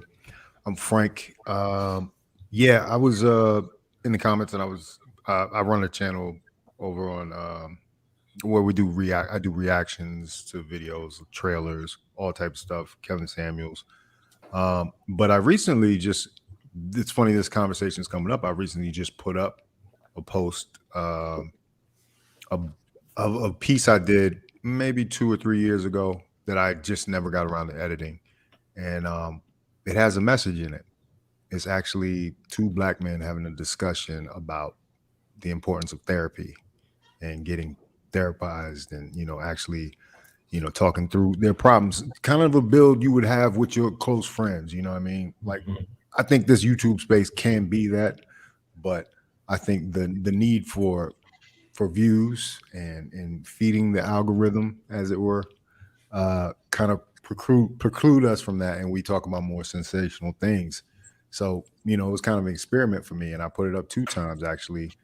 One of them's in 4K, different thumbnails and different titles, just to see how they perform, and just to see who would be receptive to this type of information, because this is kind of where I started. You know what I mean? Like, I definitely started there, but I got into the YouTube game. But Uncle Stu. Yes, sir. Yes. Pleasure to make my things question, again. We've just been on a panel like 5 minutes ago. We were just on a panel 5 minutes ago. Yeah, we was on Courtney Michelle. That's why I was like, but Dag, I guess we following each other, aren't we? Yeah, it's all good. It's all good. Let's let Wally. So I just said, well, let me go see what Frank Gooden is doing. And I'm in the chat. Next thing I know, he dropping the stream. I'm like, now Frank, no, I don't know nothing about film production. I'm gonna look real stupid on this panel trying to talk about a subject I have no business. No, this is a learning place, man. You're with a professor here. You with a professor here. This is a learning place. You said it. Wally, I want you to go. You've been so patient. Thank you so much. Wally, just jump in. What you got? Oh, no, this is my first time, so it's all good. All right. What's up? Yeah. Oh, no, I wanted to come up because I just wanted to hear this, but at the same time, I wanted to ask this question because I do think of the film business. So I would want to hear this from you because you in it, right? because I didn't even think I even know anyone in Florida. But when I found, of course, when you came around, this was the special surprise, right?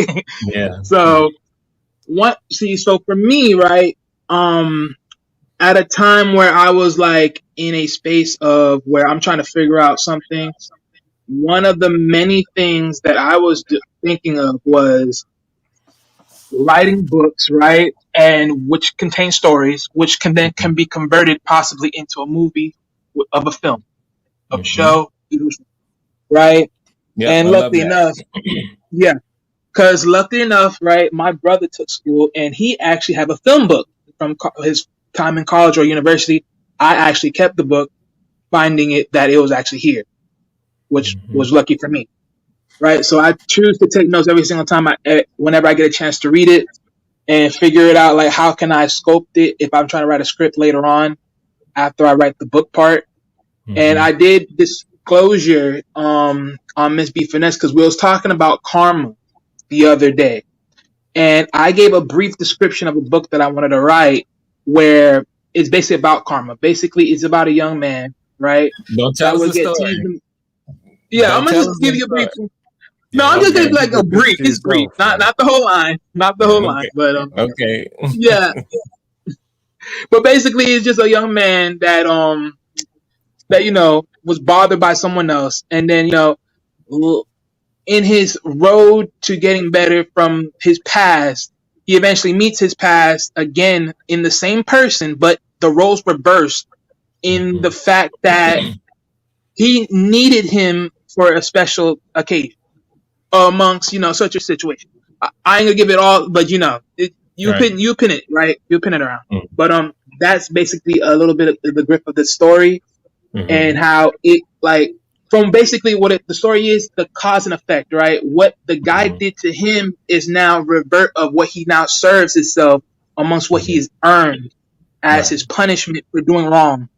And now he's trying to get, how would I like to say, peace because of what he's now dealing with now.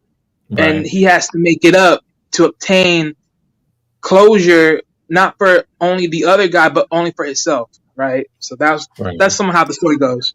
All right. So let me jump in. And I'm going to say the same thing.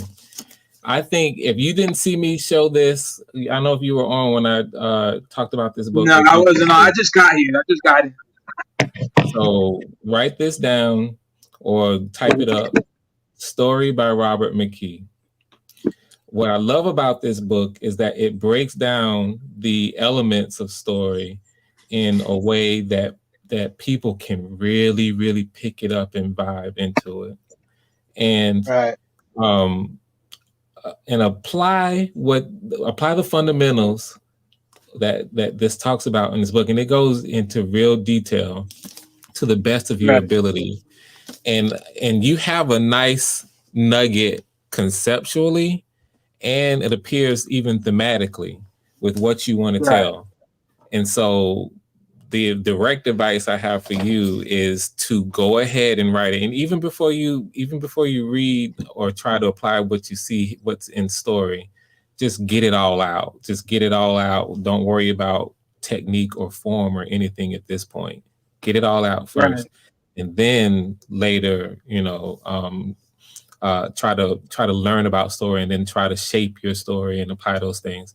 That's what I'll say on that particular one. Now that being said, I think you mentioned before, I think on the Uncle Stu's channel, I'm going to start doing a lot of these videos that give very, very specific advice, and maybe even start working with people over time to, kind of do one-on-one with, the experience that I've had in helping people who are starting out, to tell these stories. So that's something in the future. Just wanted to give you that flat out. Okay. And the only thing I'm going to tell you, Wally, go study the truth about karma. A lot of people got a misnomer of what karma really is. So I would tell you, do your research from it comes out of Hinduism. And what people think karma is not what karma is. I would say, and that's good advice, but definitely for me, I would underline that first thing: do the research. Yeah, do the research. And just take it from where you are. The thing about writing stories, and Frank Fawcett will tell you this as an actor that has done some creating. Writing is rewriting. Period. Right. And so be prepared. Your first draft will look nothing like your fifth draft. Yeah. If you are doing, and so I can let Fawcett take it from there. So just start from where you are, and then be willing to do the learning, be willing to put the work out, and let your colleagues, your peers, people who you respect, respond authentically and honestly with you on what it is, and then you learn from there. Exactly. Because you've been to college, Wale? Just acting in general. No. But just real quick, it's not.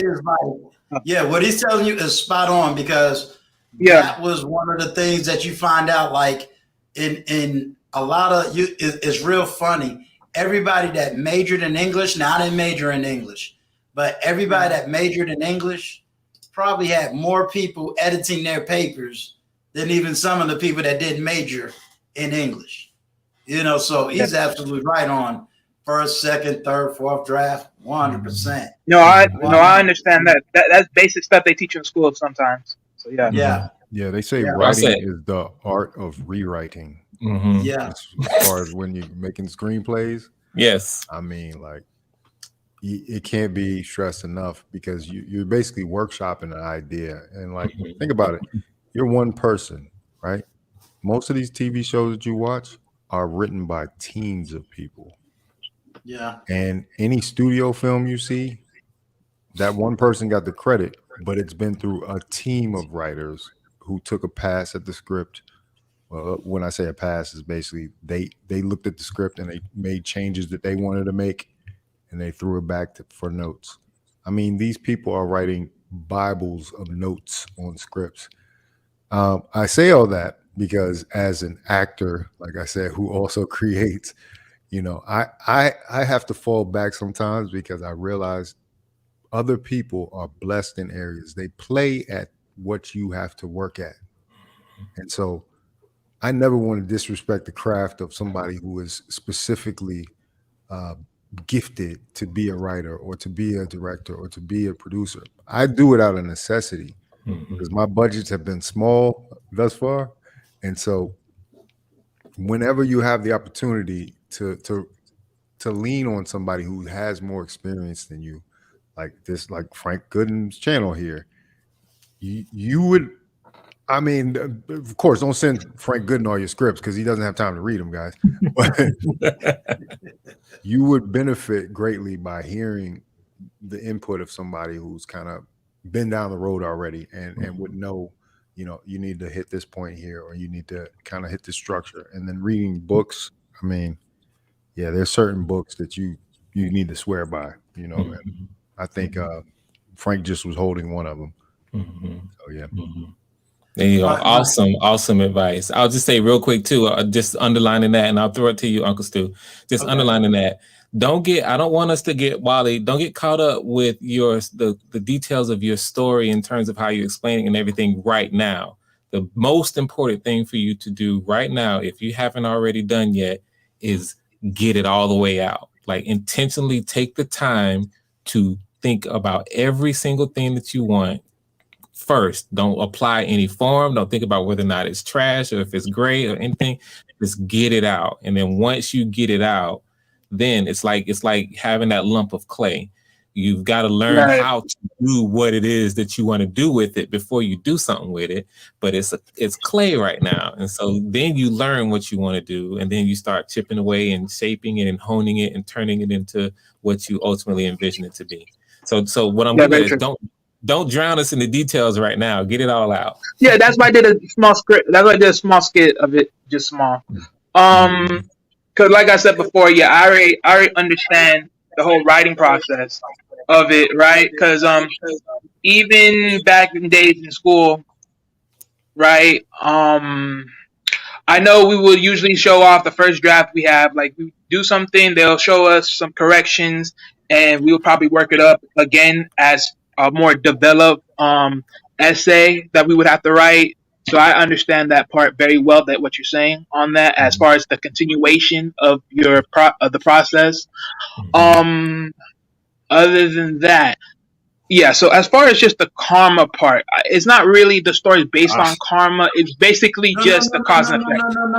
No, I know. I'm just breaking. I'm just telling you what strand I'm using. I'm just telling you what strand.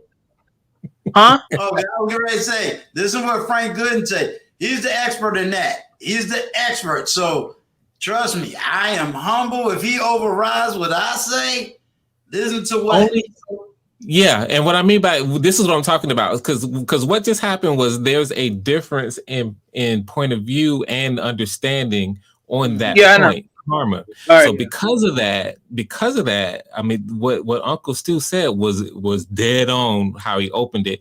Do the research so that you can find your understanding. What should not happen at this point, at least, and we can do it a little bit if we want, but really it's not the most effective use of our time if we get caught up into a discussion about what our perceptions of what the notion of karma is. I know. That doesn't serve you or anything. Now we kind of want to talk about and chop it up a little bit. Okay, we get it, but let's not lose ourselves in. I know. That's why I'm just saying what strand I'm using. That's what I'm saying. I'm just using the cause and effect strand. That's it. And Wally, you might want to distill that pitch into a very succinct sentence. You know what I mean? When you come up with your story idea, you don't want to tell them the first act of the story or the arc of the character. You want to be like, I know. Drama it up, like give it mystery, right? Well, no, you want to make a elevator pitch. You know what I mean? He's talking about something specific here, the art and the technique of creating a pitch for your story that describes your story for people when you're trying to get it out. It'll be crystal clear. They'll get an image in your head. You're like, you know, it's Wall Street meets Bad Boys on ice. You know what I'm saying? You got a specific movie there. Yeah. My quick question, and then I'm going to get off of here because, believe it or not, I got to go see a play tomorrow. Nice. Well, Uncle Stu, I want to address see, and I'm going to see somebody you know. We're going to see Blind Guy, his wife, at a play production. So I got my GoPro with me, so we're gonna enjoy that. But my question is going to be this, because I got pushback on it, and then you kind of broke a different form of the narrative. But before you go, Uncle Stu, I want to answer your question too that you were talking about earlier. You want to give a little bit of time for Fawcett to answer your first question? Go ahead. Sure, absolutely. I'm gonna throw this out while it's fresh on my head. Then I'm gonna let him run it. My second question is going to be, you talked about distribution. One of the pushbacks that I received whenever I talk about going beyond what we think we can do is that there are gatekeepers in your industry, and therefore you can't operate unless the gatekeepers say you can operate. What's the reality? Because my argument is we got the internet, which is all over the world. And yes, we got YouTube, but there's so many different streams of getting information out that I don't see how we're stuck today versus, oh, I got to pitch this to MGM, or I got to pitch this to ABC. What would be your arguments on that? And then I'm going to shut up. And then just recognize, gentlemen, I am going to have to come off soon because I got to get ready. So I have a direct response, but I want to let Fawcett answer your first question. I have a very direct answer to that question that you asked. Fawcett seems like he's hot on wanting to get to your first one. Yeah. So what you got, Fawcett? So you were talking about the interaction you had with another person that is in a lot of our channels.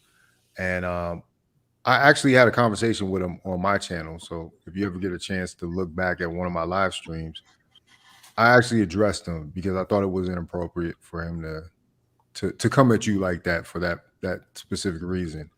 Right. So, and I think what it is a lot of times we get, I don't know if he had any interaction with you prior because he obviously wasn't familiar with your story. And I kind of informed him on what I heard after he left that stream, you know? Right. which, you know, we're going back more, Frank Gooden, we're going into the sensationalism of YouTube, the Right. things that get people views, the drama, the friction. Right. And but I think, Uncle Stu, that had nothing to do with you. That had something to do with what he was dealing with. Gotcha. And you know, like I think I confronted him with it because, you know, as men, we're supposed to have these conversations. Right. And it just so happened to be a public platform because we live in different countries. So, but yeah, so I mean, I knew it hit you in a certain way, and you were already going through something. My condolences to you, sir. Yes, sir. And you know, we all wish the best. And I think, like I said, it was lashing out against something that was either theoretical or something personal in his life. You know what I mean? Right. You know what I'm saying? Like generation. I was like, yo, Uncle Stu is only old enough to be our older brother. Like probably not even our uncle for real. You know what I mean? Unless we were, you know, saying I'm 54 years old, so I'm getting up there. Yeah. I get it. But he's like the same age as I am. So oh, okay. What his problem was, you know. But anyway, beside the point, that other point you just had was really important too. What were you just talking about that you wanted to jump on? About the distribution. So yeah, he asked. So we got to build that Kevin Samuels platform. You know what I mean? Like Kevin Samuels, like it or not, is on film set right now, and Frank Gooden and I are on YouTube. You know what I'm saying? Like, right. I think, you know, and it's funny because I actually had the idea to pitch Kevin for a TV show months ago. I actually kicked it around, so I wonder if those people got in touch with Kevin. real talk. But yeah, as far as it goes, we got to build it so they can come. And so, you know, I've actually relaxed some of my standards on what I would normally put out on the YouTube in order to play the algorithm game. Because if I'm not building the platform, nobody sees what I ultimately want them to see. And I think people don't get that. You know, people want to maybe stop at the lowest common denominator. They want to say, yeah, you want to just do this sensational stuff. And I say the same thing about TLA. TLA was doing divorce content and all this great, like serious building, and nobody was watching it. So we got to ask ourselves the question, if we're in this game, are we here to play in the big leagues? And then are we allowed to then transfer that into like you said, the Tyler Perrys of the world, you know, the Spike Lees of the world? Because I think with Kevin's audience right now, I could be Tyler Perry right now. You know what I'm saying? So that's you know, that's the trade-off. And Kevin got it the way he did. And I was thinking about it. I was like, you know what? I could do that too. You know what I'm saying? So yeah, that's where we are. I think so I echo that, and I think that's a good perspective to have, because it's one, the perspective that Fawcett is talking about is one that's studying what is quote unquote working. And then for me, it's like you said, I kind of would phrase the question a little bit different. It's okay, if we're going to play the game, then how do we play the game? And so first, direct answer to your question, Uncle Stu, is I know that we don't have to follow the traditional forms of distribution. We don't have to follow those traditional gatekeepers. Now, meaning from an independent standpoint, it kind of depends on your goals. If there are things that you feel like, there are goals that you want to accomplish that you feel like need to be accomplished in a certain way, then you are putting yourself in a position to have to need the gatekeepers to do some things. But if you are willing to going back to the how you play the game type thing, if you're willing to learn about the whole landscape that's out there in terms of distribution. So, you know, when you study it, you got distribution from the big six movie companies, and then underneath them are the independent kind of mini majors, and then in terms of distribution companies Right. who are plugged into the big six, and then there's like a group of people who are straight to DVD. You know, they're not affiliated with the majors, but they do some other things that get it out, and they play the game a different way. And then underneath them are, you know, the streaming contents, and who some of them now are huge. A couple of them started off tonight. Yeah, they're above the DVDs. Yeah, they blew up. You know, so when you study it, the question is, and it's the same question that we all ask no matter what we try to do, and we all have to answer it. How do I use what I have to get where I want to go? It's like one huge game of spades or poker. What's the hand that I've been dealt, and how do I play that hand? You know, my talents, my skills that I've acquired, you know, the time that I have, work ethic, everything. How do I use what I have to get what I want and to go where I want to go? And for a lot of people, YouTube is that thing. Now, people can make an argument that YouTube is a type of gatekeeper, because in many ways, the YouTube algorithm kind of dictates a number of things, as well as some, you know, we've seen, if you kind of look at it, you know, the history, and Fawcett probably knows a little about this, you know, YouTube content creators have the Black YouTube content creators have made statements to the fact that, hey, the algorithm isn't benefiting us, and YouTube isn't benefiting us the way it is our white brothers and sisters and some of our other counterparts around the world. Mm-hmm. So bottom line is, you gotta study it, and then you gotta devise your plan for how you think you can make it. You gotta plan it to the best of your ability, and then you gotta go out and execute. And so if you do that, then you're putting the best foot forward. You know, you're pushing forward with it. And so, but I will say this, and it's kind of echoing what Frank is talking about. Yes, it is absolutely possible. We can do it. From my perspective, we just have to embrace it and then work it. And that's what any of the, you know, we have a direct example with what's the Black female content creator? Lisa. Yes. I was just about to talk about her. Okay. We have a direct example. She started on YouTube. She grinded her way. She had used her talents, and she got to the point where she was able to parlay and pivot what she built to an opportunity at HBO. Came along at the right time. Also, timing has to do a lot with it, and some other things as well. Some people say she actually had an opportunity at ABC, and it didn't go anywhere. So she went straight from YouTube to ABC. ABC did the pilot, didn't get picked up. It was her second venture now that is Insecure, and that's the one that made it to HBO, and that's the one that made her 300 millionaire, I think was the rest is history. Yeah, got a deal over and that's basically what you know, because it was predicted. I forgot the reporter's name because I can see his face, but he already predicted that Kevin Samuels was going to come off of YouTube and have his own show. You know, I know. I did the intro for Kevin Samuels. Like, I saw the potential back then. I was like, right, oh, yeah, this is about to take off like a rocket. Right. He wasn't even asking for that. I think he was just looking for editors, and I got inspired. And I think this was maybe that was like during the pandemic in the summertime, maybe the first year of the pandemic.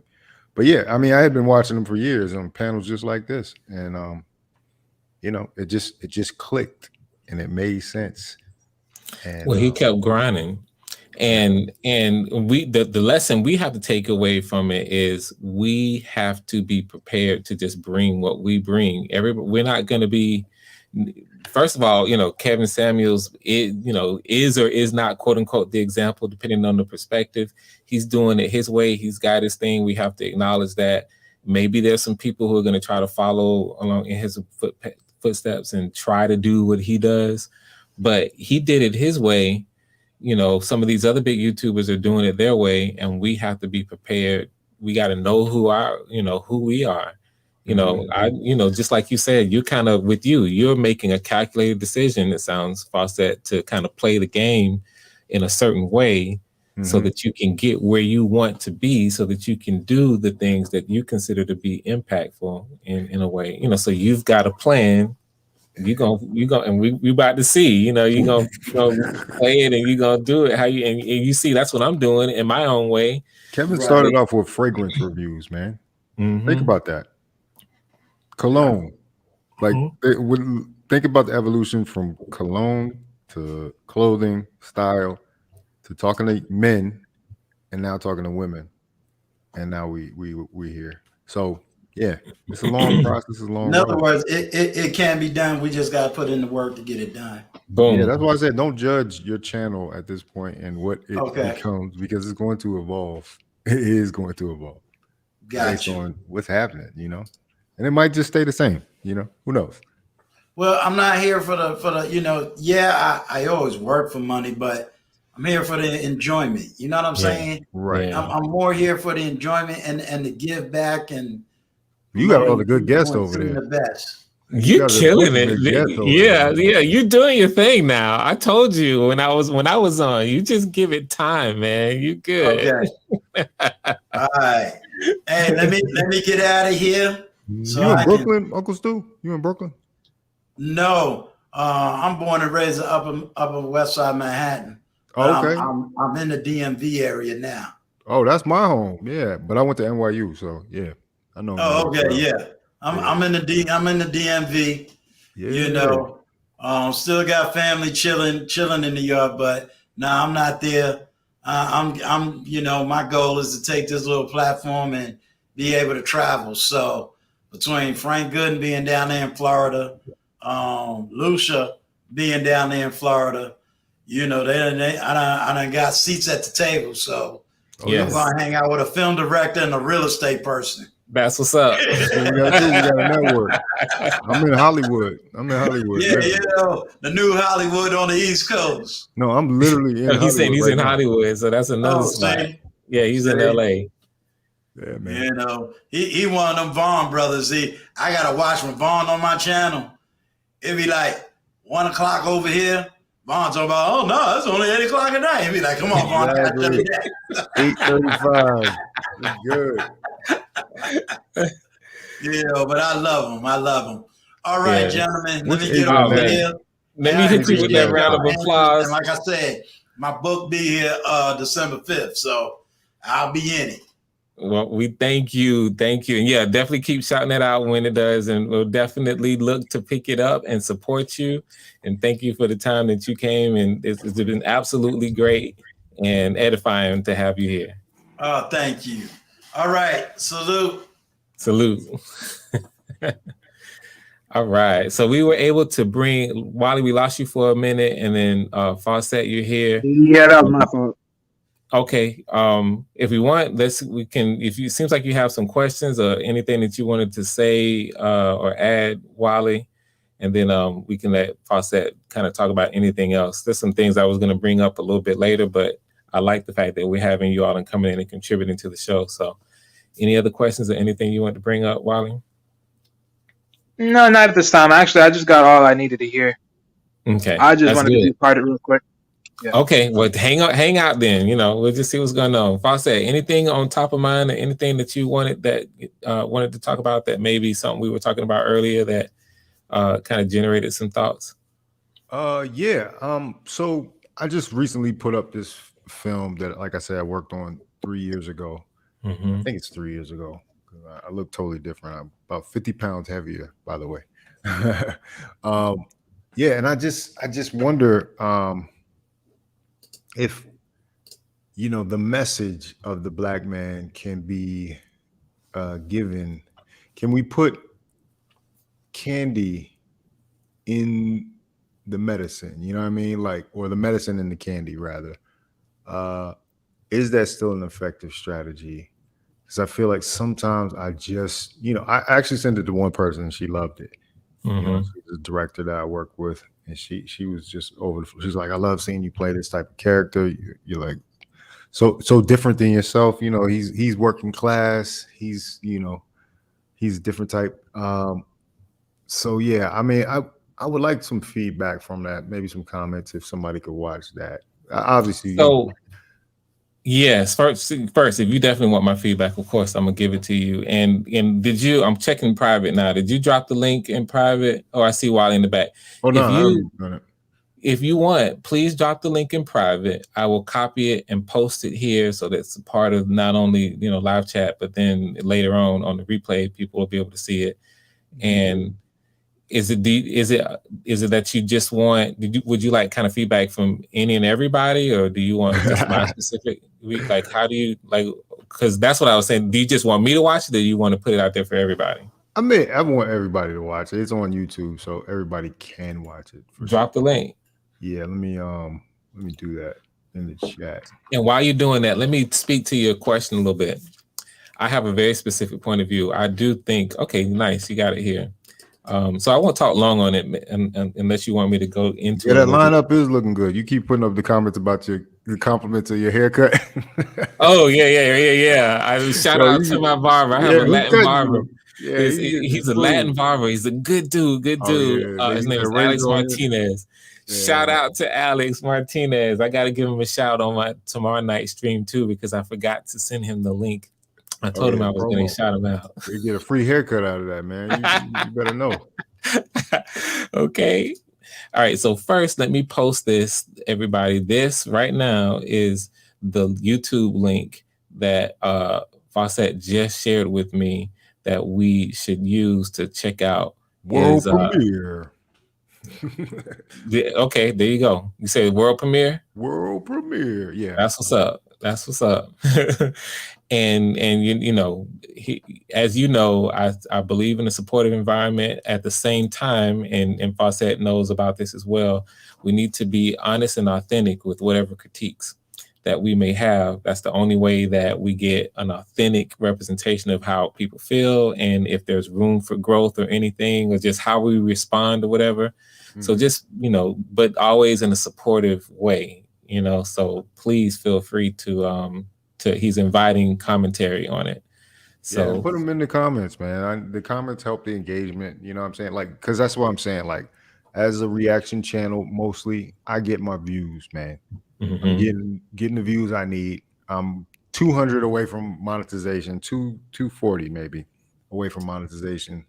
And but I'm putting up this work and I'm like looking at it not perform, and I'm like, well, should I keep putting up work like this or no? You know what I'm saying? I see. So let me talk on that a little bit, because as you know, we still small and all that. I think, let me answer very directly. I do think that the space is still here for us to do what you're talking about. Tell stories that, typically, feature conflict in the way that the masses are kind of used to it, but at the same time, input, in whatever way we feel, whatever positive messages or inspirational messages that we feel like are in us that we want to use to inspire people. I feel strongly that space is here. I can speak that way because I've done it with Love Trap. I'm going to talk about that tomorrow, and then in some other ways with some other work. I think, and really, I feel very strongly that I'm going to demonstrate it again with what is going to happen with Life or Death. So I think that we absolutely can. It's just a matter of, like anything else, talent, skill, work ethic, and whatever the combination, if you want to look at that as the triangle of kind of what needs to happen for things to be success in terms of writing or putting stuff out, your talent, your skill, and how hard you work at it, then it's just a matter of how much of each of those you have and how much of each of those you put into the project. I do think it's possible. Yeah. No, I feel it. So that's my take on it. That's what I aim to continue to do. I'm not going to stop doing that. So we'll just see what happens. Yeah, man. I mean, if you push the issue enough, you know what I'm saying? Like, people will respond. I mean, I think about this guy. You familiar with the Facebook creator? His name's like Dahar Man. He's I think he's an Indian guy. So I'm not. Yeah, one of the biggest creators on YouTube now. Also cross-platform to Facebook, one of the biggest creators on Facebook. He's got these videos. I think he's an inspirational speaker, maybe. But he made he's made them into narrative shorts, and basically like he's putting them out, like I said, Facebook digestible chunks, and they're a little story. They're poorly acted. I mean, his production value is getting much better, but I mean, they started off like terrible. But he has just bought a studio and is like cranking these things out now. So, and he started on social media. So it's like I looked at it and I was like, wow, this is the guy they'll give a Netflix deal to like tomorrow. But he doesn't need it because he's self-sustained, you know. And it's like you either have to sacrifice and build this platform right now on YouTube, or you have to like get in line, like we were talking about with Uncle Stu. Yes. Regular system. Yeah. I think right now I'm even noticing, being out here in Hollywood, that the system isn't even the same as it was. They want you to have already done it before they invite you in. Yeah. Okay. That's the new aspect to the game now. Talk about that if you don't mind. Yeah, man. I mean, it's a simple thing. Like, I don't know if you've tried to, as an actor, I always have to seek representation and stuff. Right. A lot of times the easiest time to get representation is after you've already just done a big project, because everybody is aware of you. They saw you on Netflix. They saw you on another channel, and basically they're familiar with you and they want to be in business with you. So that's one gatekeeper. Of course, you know, in acting, there's also casting directors. As a writer, you know, the studio execs, and there's other writers that are also in between you and your possible glory, right?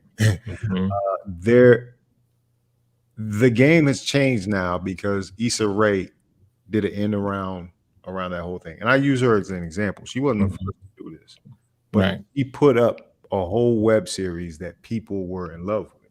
Right. And honestly, it's pretty much the same show she ended up making on HBO. She grew the character, and instead of her being an awkward black girl, she's an awkward black woman. You know what I'm saying? Like, so, and literally, I met Issa Rae. She is an awkward black woman. So shout out to her. So just coming with that authenticity. You know what I'm saying? It is her. You know what I'm saying? And so she's actually a prime example of how we can build these platforms like what you're doing with Life or Death. It's unique because it will get attention, because they're like, well, wait a minute, this whole process is on here. Like, what is it? Yes. From the rooter to the tutor. Yes. From the final product. Because I imagine it doesn't even stop at the table, not the table read, but the live reading you want to do. Oh, wait till you see. Another version is coming after that. Wait till you see.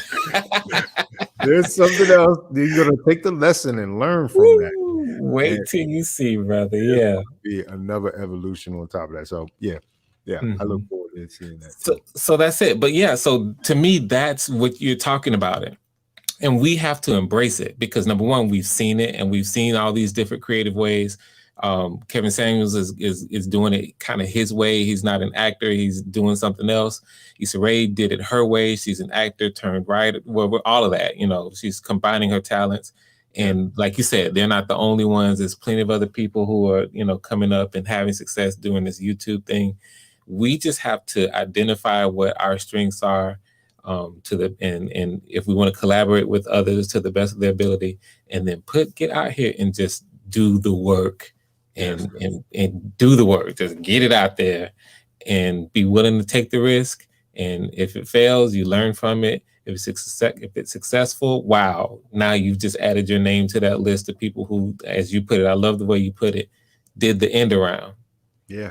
This is a literal, like, it is a hack right now to build yourself organically. It's always been that. Like, we can look back to Swingers, you know what I'm saying? Yes. Vince Vaughn and John Favreau. You know what I mean? Like, they came up with an idea. It was a group of friends that were doing this movie in the 90s, and this is just how they hung out. They liked being in these old, like, trying to act like they were in the 50s bars and diners, you know? That was their lifestyle, and they just decided to write that story and tell it. Same thing with Matt Damon and Ben Affleck. But Yes. these are people collaborating, you know, Yes. and they're able to tell their story. Yes. And all of those people have become some of the biggest names in Hollywood. You know what I'm Yes. Yeah. I'm sure you know Sylvester Stallone stories. Yeah, we're in another moment like that too right now. Oh, 100%. And so we just have to, and let me add this little wrinkle to it.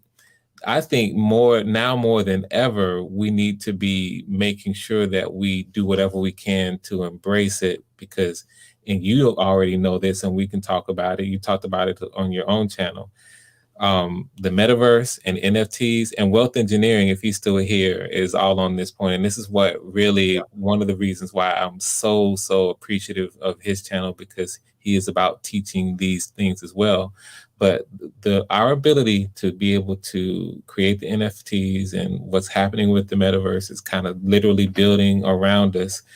It almost screams at us as Black independent content creators to be about our business of doing something and creating these stories, which in effect can become experiences in the metaverse, and doing it in a way right now to position ourselves for and be prepared for when we can do something like this and translate it, make a literal translation into content that we own, that we control, that we benefit from, that has much fewer gatekeepers, if any.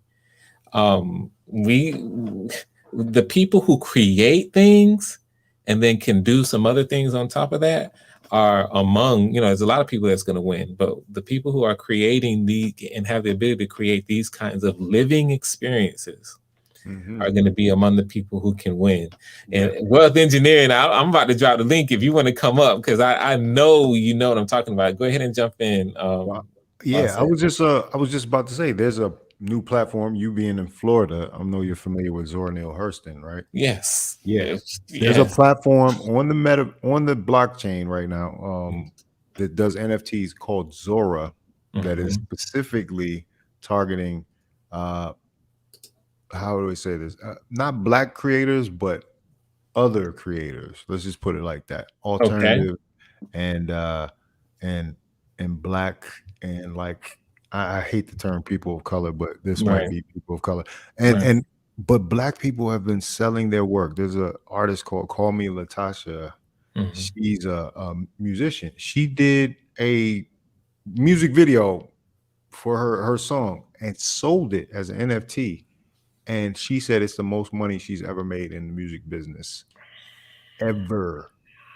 And she has experience in the business. So this is I know about this. This is in action what I'm referring to. Go ahead. Yes. I mean, you got to be on Twitter and just be in the space and listen. You know what I'm saying? Like you'll find out so much information. I didn't know about this. So I didn't know about this NFT. So it's called Zora, you said? Well, yeah, it's a platform called Zora. I think they're hosted still on OpenSea, which is the major platform for NFTs. I'm familiar with that stuff on the Ethereum blockchain. But this particular site it's like setting up an art gallery, like because that's where our entry point is for NFTs is art. So collectible art now. So but I've been one of the early people who's been experimenting with putting my films up there. I've got 2 films on there, 2 short films. And I think I'm a pioneer in that, but I'm really having a problem with the business model, because I need to spread it out to the masses instead of targeting like artwork, target one particular purchaser. So you get somebody to buy a Beeple for 36 million, and that's that one piece. I might have to make mine a little more community based, whereas you can buy my piece. There'll be there'll be 10,000 of them, but you can buy them for maybe $5. You know what I'm saying? But see, the problem that we're having right now is the gas cost is the cost to actually mint the piece is very high. So that $5 might actually end up costing you $45 or $105 in some cases. So I've got to figure out where my audience is. And well, could it be that it's simply like you're just, earlier than the actual market, like the market hasn't had time to mature for specifically the kind of content that you're talking about right now? Well, like I said, that possibly the case or no? Yeah, I mean, absolutely. I mean, because this is a agreed value. I mean, because I've been around, cryptocurrency since kind of the Bitcoin days, where they were just like, it's just an idea. And if we all agree that this thing has value, then it does have value. Mm-hmm. And that's a new paradigm shift because, like somebody could look at a CryptoPunk as just a little piece of JPEG file, you know what I'm saying? Mm-hmm. But the consensus is that it's worth, $500,000 because it's one of the earliest kind of crypto assets in the NFT space. So Right. yeah, so that and it came out in 2017, so it's only been a couple years really. Right. And Right. that's the thing. Like we're in a new, like I said, a new paradigm, and I feel like Black people could benefit from it because it's new, Mm-hmm. and not even all the white people are in on it yet. But So what? Just so you know, have you followed Wealth Engineering yet? Have you seen this brother's channel before? I've seen the page. You may have. Definitely check it out. This is what you're talking about. First of all, it is accurate, but just so you know, this is his wheelhouse right now. What you're talking about, and this comment that I just brought up here by She Stole My Thunder, he took time to explain it to me as an amateur photographer. I appreciate the shout, just like him. I saw that stream. I was watching that stream. I don't know if I watched it live or I caught it right after. What's up? She Stole My Thunder. Yeah, She Stole My Thunder. There was a stream. Oh, okay. You know Thunder. Yeah. Oh, okay. Cool. Of course. Yeah. So I just want to let you know I saw that. Yeah, and I already follow Wealth Engineering, and as much time as I can, I watch his stuff. I think that I told him before he's a teacher, a natural teacher. He's an instructor, and the way that he spells out what's happening with the metaverse, and in his particular case, he focuses on the financial opportunities for investing in crypto and just in general, like crypto investments and similar things. But at the same time, he shares a wealth of knowledge about, NFTs, and kind of talks about how the NFTs occupy the metaverse space, and all of that is his wheelhouse. 100%. I'm subscribed to him now. Please, and when you see, you're gonna definitely be feeling it. But what you're talking about, what I like with what you're saying right now is like just now, you just put me on game on what's happening with Zora with OpenSea, because deep down, like I didn't know about that, but deep down I know that that's where we're gonna find value with what you and I do. You see what I'm saying? Because just like you said, she just went and made a music video and sold it as an NFT. This colleague that you're mentioning, and not only are we going to be able to do that, but I see an advancement of that. And so really part of what I'm doing, I'll talk about this on a later stream, but part of what I'm doing is I am personally preparing for that as well, because we know it's coming. Yes. We know it's coming. It's in the works, man. It's already happening. And that is going to be the sophistication that might be the change outside of the regular system of Hollywood. Could be. We've been flirting with it now. There's independent stuff that's popped up. Tyler Perry came through. But if we come up and we're out there monetizing our work and not having to deal with anybody, not even YouTube, you know what I'm saying? Like, it's going to be a different day, because then we can come in swinging like big budgets around, and like, and I think of the, Facebook switching to Meta is really, their whole focus has shifted as a company. They're like, oh, it's Web 3.0. It's the new. Oh, once they announced their presence, that perked everybody else up. And they talking about virtual reality, Frank. So life or death in virtual VR and in AR, like augmented reality. So it's that new world of, they're gonna need storytellers for all this stuff. So 100. Care. 100. There's a question here by Ashley that I'm going to read, and I'm going to let you go at it first, since you're my honored guest, Fawcett, if you want, and then I can follow behind you. Ashley asks, how do you plan to make an impact on the industry? And also let me know when you got to go, Fawcett, too, because I don't want to hold you. Yeah. I said I was going to be here for a minute, and I've been here for more than a minute. Okay, my bad. Yeah, so if you got to go, then maybe right after this one, just let me know. Yeah. How do you plan to make an impact on the industry as an independent filmmaker to open doors for future independent filmmakers and inspiring talent? Is that one you want to cover? Yeah. How do I plan to open doors? Well, I mean, the only thing I can offer is opportunity. And like I said, like building projects from the ground up, like just out of necessity, like being an out of work actor is one of the most helpless places you can be, because you feel like you cannot get your art out. And so in that, I took that time to learn filmmaking, to learn how to use a camera, to focus a lens, to light a scene possibly halfway decent, and like to write. So I just, I had a lot of downtime, you know what I mean? Because I've been doing this for quite a while now. And so that is the main opportunity I can offer an independent filmmaker. But as I grow, I'll be able to just give you a job and let you learn on the job, because that's the best teacher. You know what I'm saying? Being on a film set, if you have the slightest interest in filmmaking, you should get yourself on a film set and see what it's really like, because it's not magic.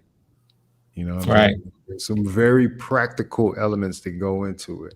And of course, like imparting wisdom, studying, you know what I'm saying? Like I tell people all the time who are really serious about acting to really go train.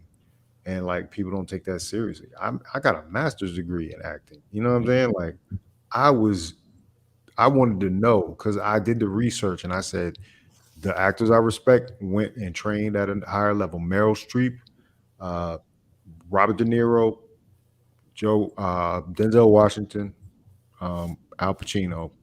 Like, you have to take your craft seriously, and you have to take some risk in doing that. Now, do you have to go to grad school to learn how to act? No, you don't. But I knew these guys were working consistently, and I knew that they were able to be on Broadway. Like everybody on Broadway has a master's degree, just so you know, for the most part. So, you know what I'm saying? Like, except the rare exceptions, and usually they got some people around them that got a master's degree teaching them. You know what I'm saying? So I do also teach things, and I have an acting podcast. It's called Ignite Your Acting Career. I've been doing it for the past few years. I'm a whole nother person outside of YouTube that people don't know, and then they see this guy on here and they just like, oh yeah, he does the little reaction videos. But yeah, the plan to impact the industry as a filmmaker and open doors for future independent filmmakers and aspiring talent. Yeah, it's for me to grow so that I can provide opportunities for you to grow. You've picked up a couple subs. We got Uncle Stu. Just let us know that he also subbed to you. Shout out, thank you. Shout out to Uncle Stu. And I think you picked someone up earlier. I'm hitting you with that applause here for that response as well. I'm going to reply to this also, but I didn't know if you wanted to feel like you need to hang out, leave, or if you want to hang out or whatever. But I want to give you that opportunity. I think I'm going to take off. I know it's, 11 o'clock over there for you? 12 o'clock? Yeah, it's midnight my time. Oh, okay. Are you hanging on here? You gonna? Oh yeah, I'm ready. We gonna ride because I'm like before the billion. Shout out before the billion. Well, first time. I mean, we'll see how long this goes. We'll see just whatever. But I'm really prepping for tomorrow night because I'm going to do my live screening with director's commentary for Love Trap tomorrow night. So okay, I'm gonna check that out, man. I would definitely want to see that. Yeah, this is gonna be fair too. Dude, I'm hyped. Yeah, maybe that one will be next. Okay, man. All right. Well, thank you for having me, man. I appreciate it. Love and Anytime. appreciate you too, bro. Yeah, we on this You got me journey on together. Instagram too. If you want me to be on the show, just hit me up because Okay, yeah, I you swear, sent me your email too. So yeah, I don't get no alerts. I subscribe to people. I don't see none of their videos. I'm like, damn, it's all good. Anyway, Yeah, all right, man. no, I got you. All right, Fawcett. Thank you, bro. Peace. Peace. So yeah, I'm gonna answer this, and then there was another good question from Wealth. If you're still here, Wealth, type of one in the chat if you're still here, so I can get to it, to your question as well, Ashley. So, and I won't make this one too long, considering I think it's probably some other questions as well. How do you plan to make an impact on the industry as an independent filmmaker to open doors for future independent filmmakers and aspiring talent? So for me, I actually have a plan for it. Life or death is the beginning of that plan. The moment I made the decision to take this different road with life or death is the moment a lot of different things dropped on me. And that was part of it, is utilizing and emphasizing YouTube for what it does and following the model of what I've seen other YouTube content creators, but applying it to what I do. And that's part of it. And what I mean by the part I'm talking about is the using YouTube to build the audience of people who are interested, like Uncle Stu, for example, and others, Wally, who are interested in storytelling, interested in filmmaking, interested in learning techniques for how to be effective with their storytelling and how to do this in this visual space, being able to create content to help these people and then doing some things to build on there. So for me, I have a very specific and very active way that I intend to work in this space, and so it all starts for me with demonstrating, because again, this has been 10 years for me now. I'm getting back, I'm reestablishing myself. I was on a very nice little interesting trajectory before I walked away from it for a lot of different reasons, family reasons mainly. And now I'm coming back. And so for me, the first step, show what you can do with life or death. Next step, use that success to do a number of things. And that's one of the things. So for me, I have a very, very specific idea about how I'm going to inspire future independent filmmakers. So now I'm going down. What I want to do, I'm scrolling. I'm going to go through and look for questions. I definitely want to get to Wealth Engineering's question, because it's a very pivotal one. It's something I haven't talked with anybody about, but I do feel the need we should share it, especially since Wealth asked. If you ask the questions, I'm gonna go ahead and answer it. Let me go down here. Yeah, it looks like I'm gonna go straight to, yep. So first I'm gonna check and see if Wealth is still here. Did you hit me, give me that one in the chat, Wealth? Wealth might have left. If Wealth, oh no, he's here. Okay. All right, I'm not gonna go too deep into this, Wealth, but let's talk about it for a little bit. Could you elaborate more on the need for storytelling and the metaverse? All right. And this, I think some of this stuff you kind of innately know, but I'm going to articulate this in a way that has the most direct relevance for me as an independent filmmaker and a creator. All right. So we all know the metaverse is coming. And when I say we all, that's still, as you have so succinctly pointed out, Wealth Engineering in your streams, that we are still on the very, very leading edge of sort of a realization of the fact that the metaverse is coming, and the leading or cutting edge into what the metaverse, conceptualizing what the metaverse can be. And there's some fundamentals about that, as you know, those fundamentals being some really, really hard fundamentals.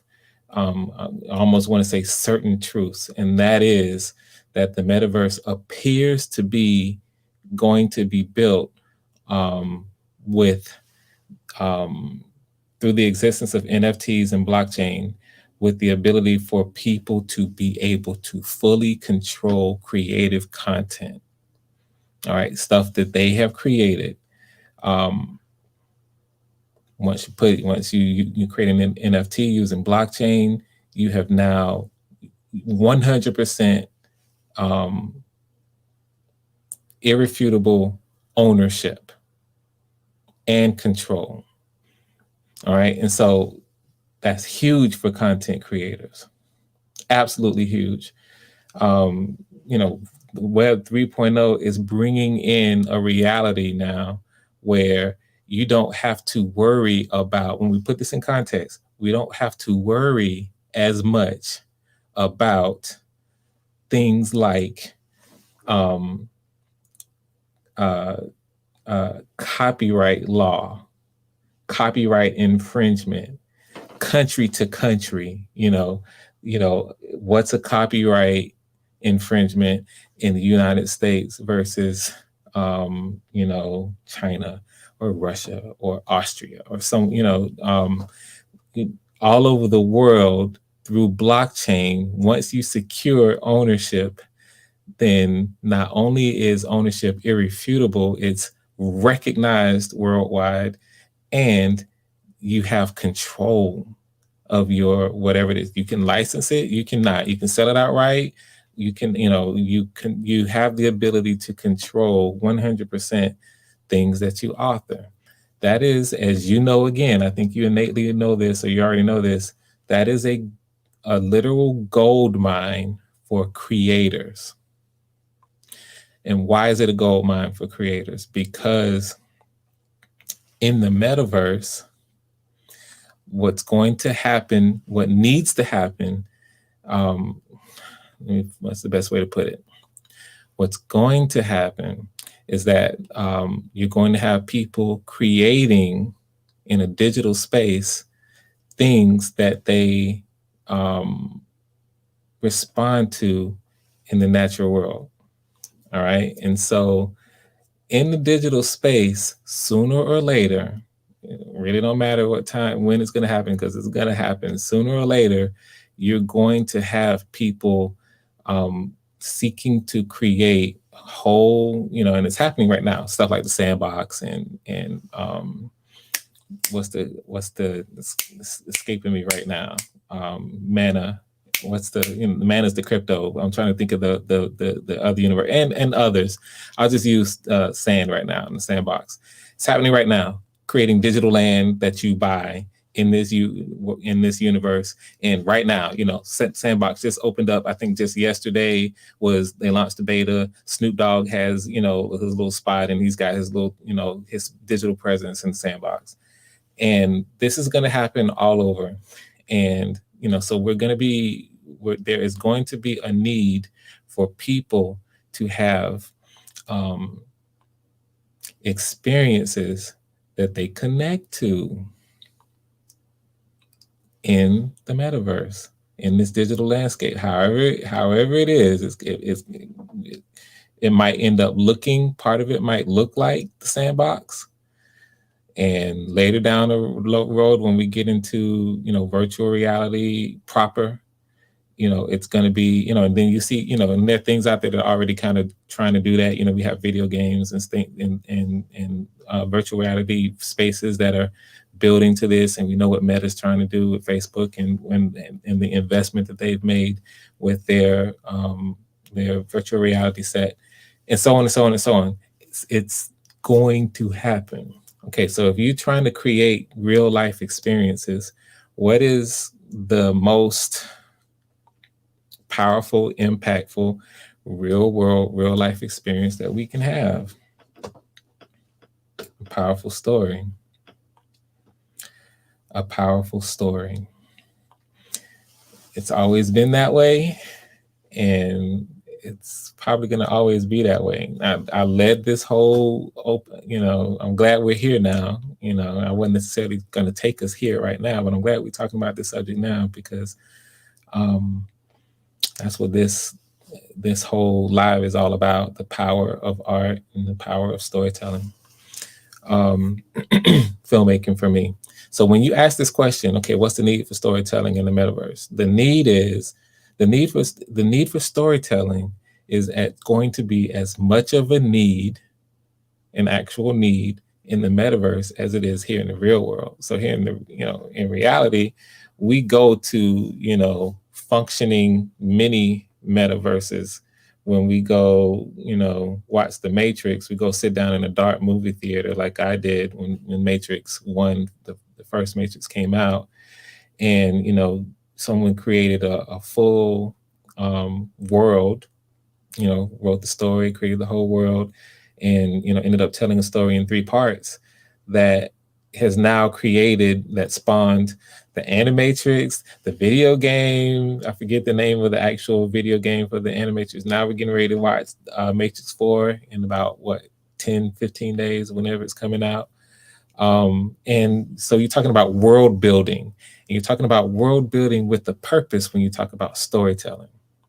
And so imagine in the metaverse, and so now, I'm sure you connecting all the dots now. In the metaverse, imagine a world where you create all of your own everything, like you own whatever the experience that you create in terms of a storyteller. And you create it, and now you're in the metaverse, and people are now coming to your space to experience what it is that you've created in the form of a story.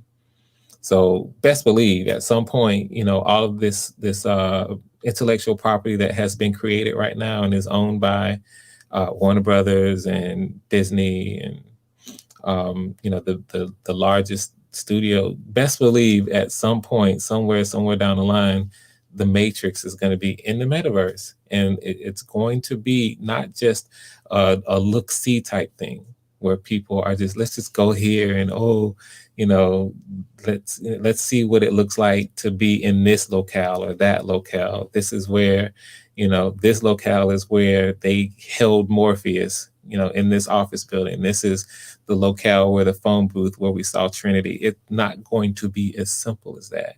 Instead, it's going to be some type of interactive storytelling where you get a chance to participate with the characters, the fictional characters, intellectual property by whoever owns it, and you're going to pay for that experience. So imagine a situation where I'll put this out there. Imagine if Life or Death, right now it's a graphic novel that now I'm turning into a live graphic novel experience is what I'm having. And it's creating a world. The graphic novel, these 5 books are done, the story is done, but I've been thorough with my story. Not only have I created the entire world, but I have the outline for a prequel and a sequel to Life or Death. So imagine somehow, some way, Life or Death is successful, and now I have this intellectual property that I own. I didn't have to, it's up to me. I can choose to put it off YouTube whenever I want. This first thing, YouTube doesn't own the rights to my work. I have not licensed it to HBO or, Netflix. I haven't sold it, like what HBO tried to do when they, wanted to buy Issa Rae's project, and she told them no to whatever. She felt like they lowballed her offer. If I am fortunate to be extremely successful with something like this, one day, guess what? The world of Life or Death, the characters of Life or Death that people are going to soon get to know. Imagine someone, living in a different country who knows nothing about the cultural norms of, say, African Americans in a certain part of this country. Let's say they want to go and they want to experience, okay, what is it like to be, to interact with a character like Caleb, who has a very specific story in Life or Death. I create it, I own it in the metaverse. One day that's going to be possible. And whether or not I actually do it, hey, it's a whole lot there. So I'll stop there. That's the need for storytelling in the metaverse, because we're going to have a need for storytelling no matter what. People are going to always are always going to gravitate towards powerful stories that change them, that affect them, that can possibly inspire them. That's how we're built. All right, so I did a lot of talking and I straight up ignored the chat. So let me go. Let me go down now. Let me go and see if you picking up what I'm putting down. All right. All right, and I'll just throw some stuff while I'm up here. Ashley Jackson, appreciating the answer. All right, that's the one that you gave me, well. So this is why I went on my monologue. Yep, I got the sharp cut today. Shout out to my barber, Alex Martinez. Good brother, Latino barber here in Jacksonville, Florida. All right. Yeah, so you're giving me the ones. All right, so I'm just kind of skipping here. All right, so it looks like I'm starting out well. I was starting out. That was 9 minutes ago. He giving me some facts. Yeah, you're hooking me up with Decentraland. That's what I was talking about. So as you well know, it's the Sandbox and Decentraland are the two leading, they're the two leaders in the space right now. And again, I give all props to you, Wealth Engineering, for even like doing what you do, because you watching your stuff is what hipped me to the whole space, and I started doing my own studying. And I'm a filmmaker, so I'm gonna come at it from my lane, so just props to you. I see this will be huge in the gaming industry, metaverse, evolution of gaming. Yeah, I think you're seeing a little bit of what I'm talking about. Okay, oof, I see it now. Thanks for talking about it. There you go. There you go. Sophia, thank you. Thank you. Every page can be an NFT. So I'm just continuing. So I'm just following along because right now I'm sure I'm just telling the story and I'm going down. Okay, I think you get it. All right, look into RMRK and innovation with NFTs. I'll just leave it at that. All right, this is why I'm tracking with you, Wolf, because this is all you have to do with me. You can leave it at that. I'm already putting it in my search bar right now, and I'm going to take it from there. And you know what? I hope one day we get a chance to collab somehow, because I see a lot of potential synergy with people such as yourself who, number one, have a lot of direct knowledge about the space itself from an investor standpoint. And you seem to be, and I don't know, a lot, but, people like Before the Billions, for example, you seem to be, have some expertise in the creation side as well. And I don't know if you remember, I was asking someone else who seemed to have, I forget his name off the top. I think it was on Uncle Stu's channel. And I asked him about the possibilities for content creators in filmmaking, creating not only, of course, owning their work through the creation of NFTs, but what's the possibility of creating an actual token?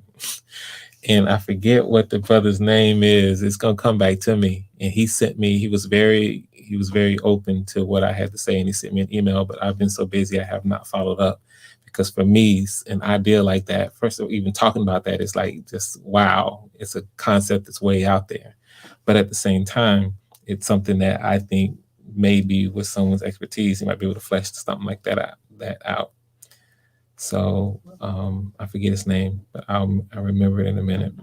All right, so it's RMRKs and innovation. RMRKs. Okay. Boom. Got it. All right. So what I'm going to do is, first of all, thank everyone for just following this conversation from the beginning. If you guys were with me from the beginning, you know that we started out just by kind of exploring and talking about, generally speaking, why art is more than relevant, but how powerful actually art is. And then for me as a filmmaker, as a storyteller, how artful storytelling really compounds the power of art in general when you combine it with the story, and not only the power of it, but the need for creators to begin creating and owning their own work. And I talked about why, I'm a filmmaker and why I chose to be that way for some very specific reasons. Chose this career path for some very specific reasons. And for me, this is about kind of putting something out, saying, this is why I'm here, and this is why I'm doing, this is why I did Love Trap. This is why I worked on The 904, which is my first documentary that won the Emmy. This is why I am now producing Life or Death. These are the reasons, so that people can understand who Frank Gooden is and what he is intending on doing. So that discussion of the power of filmmaking and storytelling has now extended a little bit further than what I intended with this whole notion of what the metaverse is going to be, and the existence of NFTs and blockchain, and how content creators, all content creators, but specifically African-American content creators, can create our content, own our own content, and then use that, exploit our own content in a way that benefits us. We have been in a society, we've been participating in a system that was not built for us to exploit for ourselves. We are in a system that allows us to prosper only to the extent that the system has been allowed for us to do it. And there are some people who absolutely have used their skills and their talents to jump into the game and play the game. And now I'm talking about much more than just an Issa Rae or a Kevin Samuels, who's not even an actor or anything, but he's an entertainer from the YouTube space, and he's had his background in doing some things. But I'm not even talking about that. I'm talking about go look into the story of one Mr. Byron Allen. Look up what that brother has been able to do. Who started out as a comedian, writing jokes for some, senior comedians for him at the time. Check out what that brother has been able to do in his own way. So, and others. I just want, for us, I think we should absolutely be into this notion, among other things, because wealth engineering is teaching us how to invest and letting us know, how to go, pull a 100X on somebody. Okay, and wealth engineering knows what I'm talking about. Wealth engineering is teaching us how to spot it, how to come in, how to make sure you're buying at the right time, how to identify, a potential crypto stock that will straight up 100X, minimum, that's minimum. Well, minimum might be 5X, 10X, but he laughs at those. He wants the filthy 400X cryptos, but anyway, so you got that way that we need to be thinking about and taking advantage of the opportunities that are now here that are really once in a lifetime opportunities. It's going to be a really long time before there's a web 4.0, 3.0 is on the verge, and the metaverse is what it looks like. But then I'm talking about it from a creator, a writer, director, someone who actually has been trained on visually creating content, using the visual medium to, create content. That's what filmmakers are. So I'm looking at it from that perspective. And it's as much of a gold mine on that side as it is on the investor side. And in some ways, it might, depending on your talent and how much you want to work, but it might be more sure because it's more based from the content creator side. It's a little bit more based on your talent and your willingness to work. You know, on the crypto side, in terms of pure investment, can't invest in everything. And so there's got to be some, you know, some intelligence and some skill involved in picking something, and then a little luck makes, you know, a little luck, you know. So, you know, from the filmmaker side, the content creator side, in terms of someone who deals in the art of storytelling, don't sleep on what's about to happen. All right, so I did a lot of talking there. And what I'm gonna do is, since I kind of did that, if there are no other questions, then I'm not gonna hold us. It's so funny, more and more people are joining us. I kind of want to keep going, but because when it's like that, when you have something that's growing, then you want to keep going. But at the same time, I am a strong believer, if there's nothing to talk about, then we getting off. So let me go through here. Yes, Sophia. Byron Allen is a gem indeed. For those of you who do not know his story, look into his story. That brother is no joke. That brother is no joke. And, you know, there's only going to be one that can do it like he did, and that's him. But there are lessons to be learned with the way that he has been able to exploit his own everything to get where he is now. And he's still fighting some interesting battles right now too. Ashley, pursuit of happiness, always chasing that but can never grasp it. So are you talking about a personal pursuit of happiness here, Ashley, or are you talking about the movie with Will Smith? But this is something that I'm interested here in what you might think of that before I get into, because I have thoughts on this. I can get going on that. Most of all, I love real to life stories. Yes. Okay. Wealth engineering is right there with me. All right. Oh, I missed your question. Oh, you're talking about personal. All right. So what's your question, Ashley? I'm going to answer it. I'll scroll up. Is this the question? Or is it something before this? Let me scroll. I'm looking. And I have some comments on this. You're saying personal pursuit of happiness here. And that's coming off actually like a statement. Always chasing that carrot, but never grasp it. I have a point of view on that. I think that when it comes to happiness, see, I don't want to get too nuanced unless y'all just want to hear it. I don't want to get too nuanced.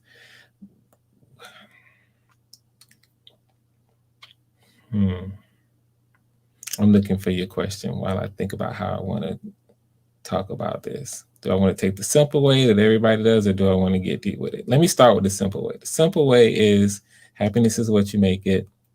And we need to be, and there's a way, you know, in this society, we have created this pursuit of happiness and defined it in some ways that's off.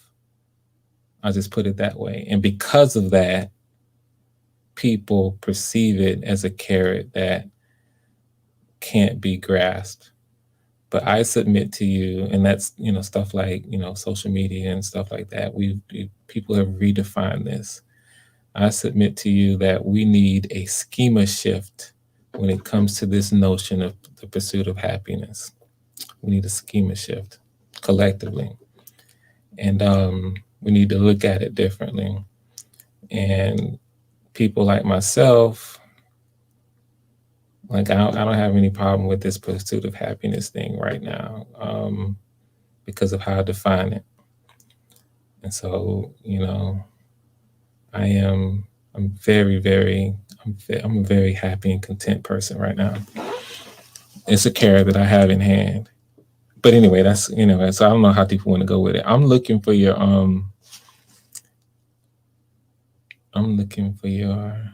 question. Just retype your question. Don't make me go looking for this. Oh, Vaughn want me to speak on it. Vaughn, I said some stuff. I don't know how. I want to start preaching, start losing people. All right. Maybe I need to preach. Let's see. I think that my life story will have potential to go viral, but first I see wealth engineering. I hear you on this. I hear you loud and clear on this. See, okay, so when I read this, what I see is someone who you're driven to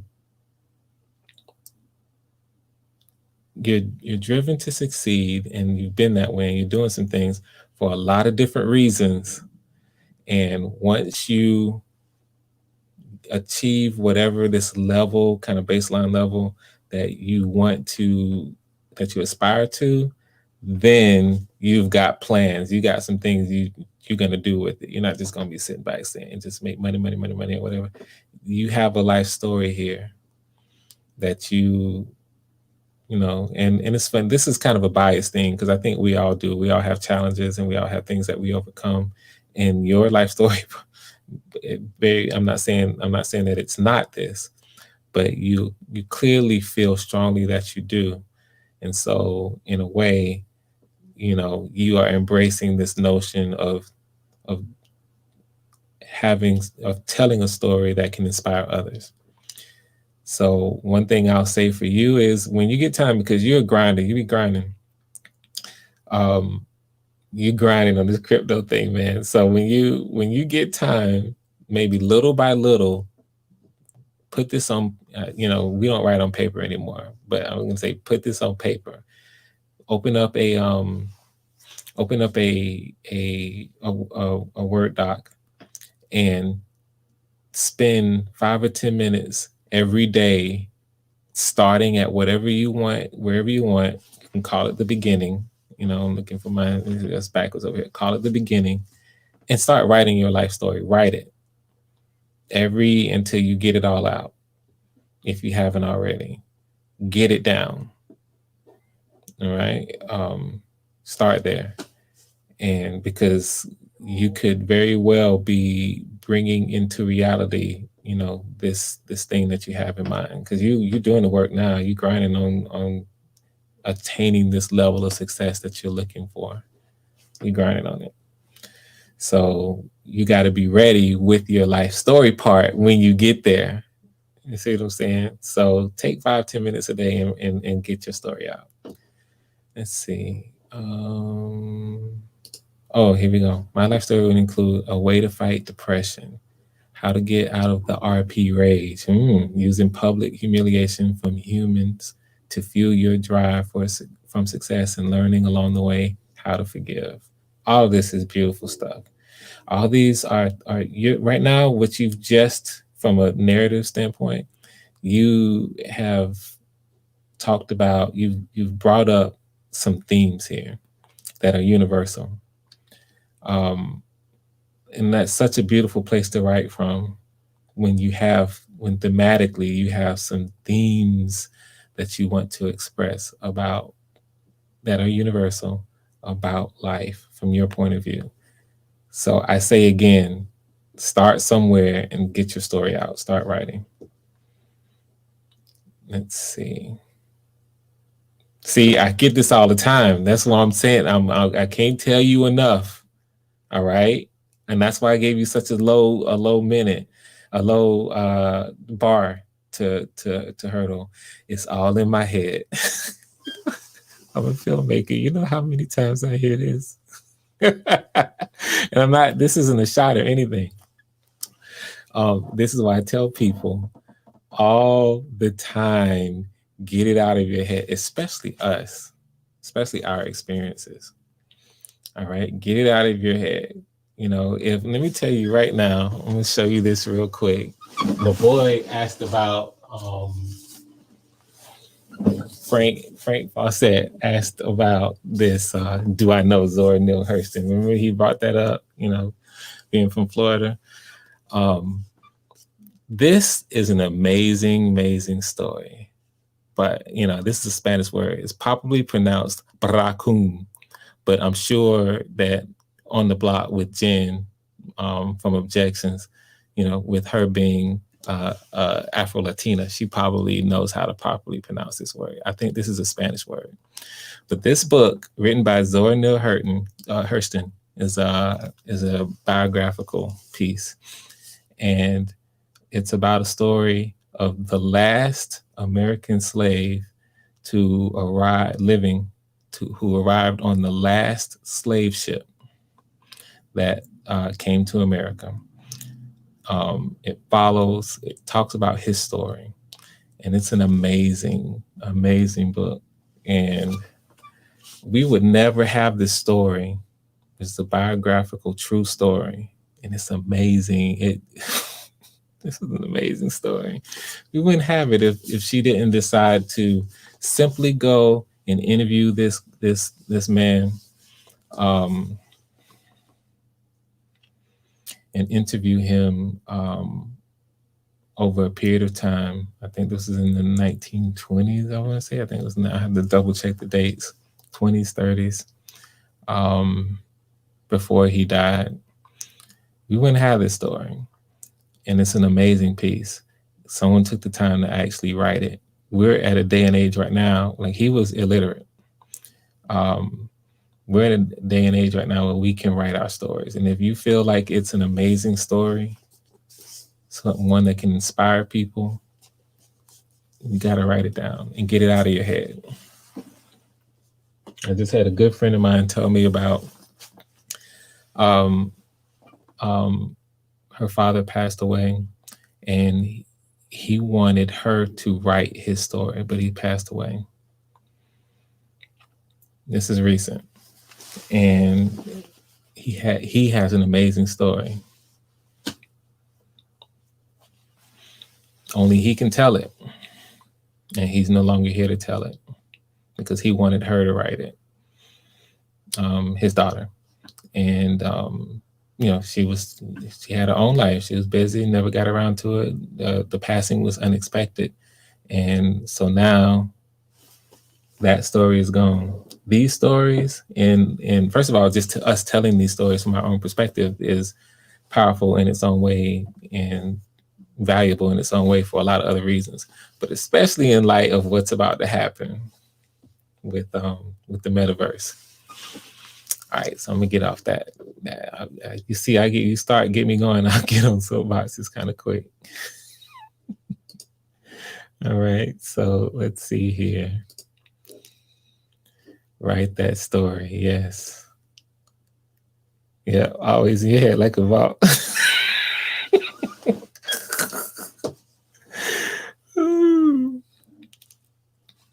Writing a book in Hawaii, got back home 3 months later, richer than he left. Okay. Yeah, you're getting all this encouragement. Write your story.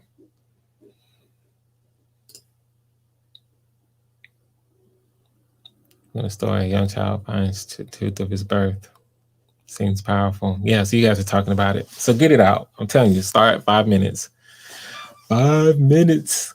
Start with just 5 minutes. It's like starting, people who don't necessarily work out all the time. You have to tell them, hey, if you don't do push-ups, start with 5 a day. Get up in the morning, do 5. Do that for a week. Then go to 10. Then go to 15. Then go to 20. You got to get into the routine. And before you know, if you stay in the routine, you're doing 100 push-ups a day. All right, or whatever it is, walking, whatever. You start small. Before you know it, you're doing your thing. But you made it easy on yourself when you started. So that's what I want you to do. All right. Okay, so were there any other questions? Because I think I felt like Ashley had something. Did I answer it? Here we go. Do you think filmmakers drop truth nuggets in films to be easily digested by the masses? Some do. Yeah, and really that goes with the craft of good writing. Meaning that these truth nuggets how you characterize it here, Ashley, it's defined narratively in some different ways. When you're writing from a theme, a universal theme, then the point of having a theme in a narrative is about relating a truth from your point of view, from your perspective, that that you're relating. So when you create a theme, and that's one of the first things that you should be doing when you're crafting your story, is to identify a theme. You are saying life is like whatever. Life is like this, whatever part of life that you're identifying. And you're starting out with a kind of a declaration of how you see a particular thing. And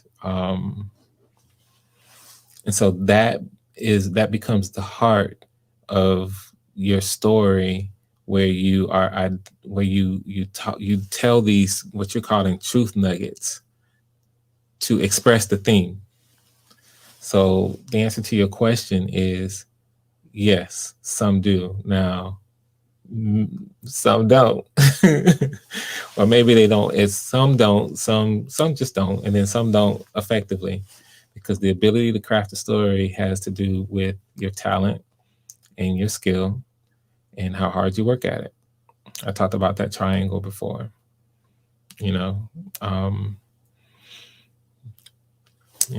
points, and so how much of each do you have? How much talent do you have? How much skill you have?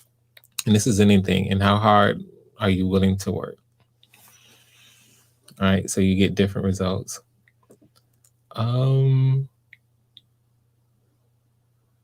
Is this the question? I answered it, right? Yeah, this is the question. All right, good stuff.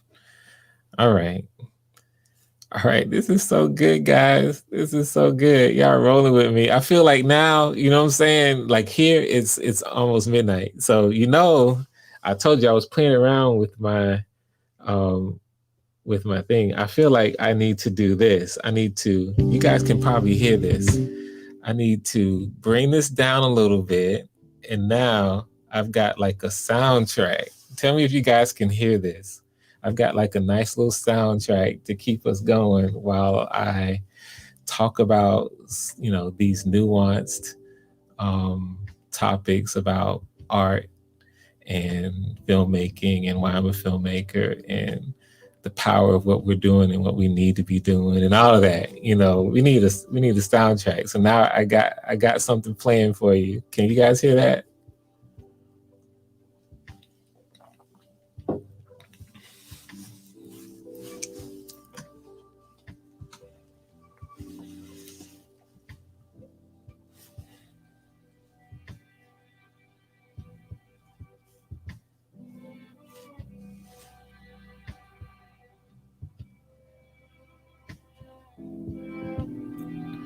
Yeah, I put it low so I can talk. I just turn it up a little bit. Okay, because it seems like we're just kind of enjoying it. We're like here just kind of vibing.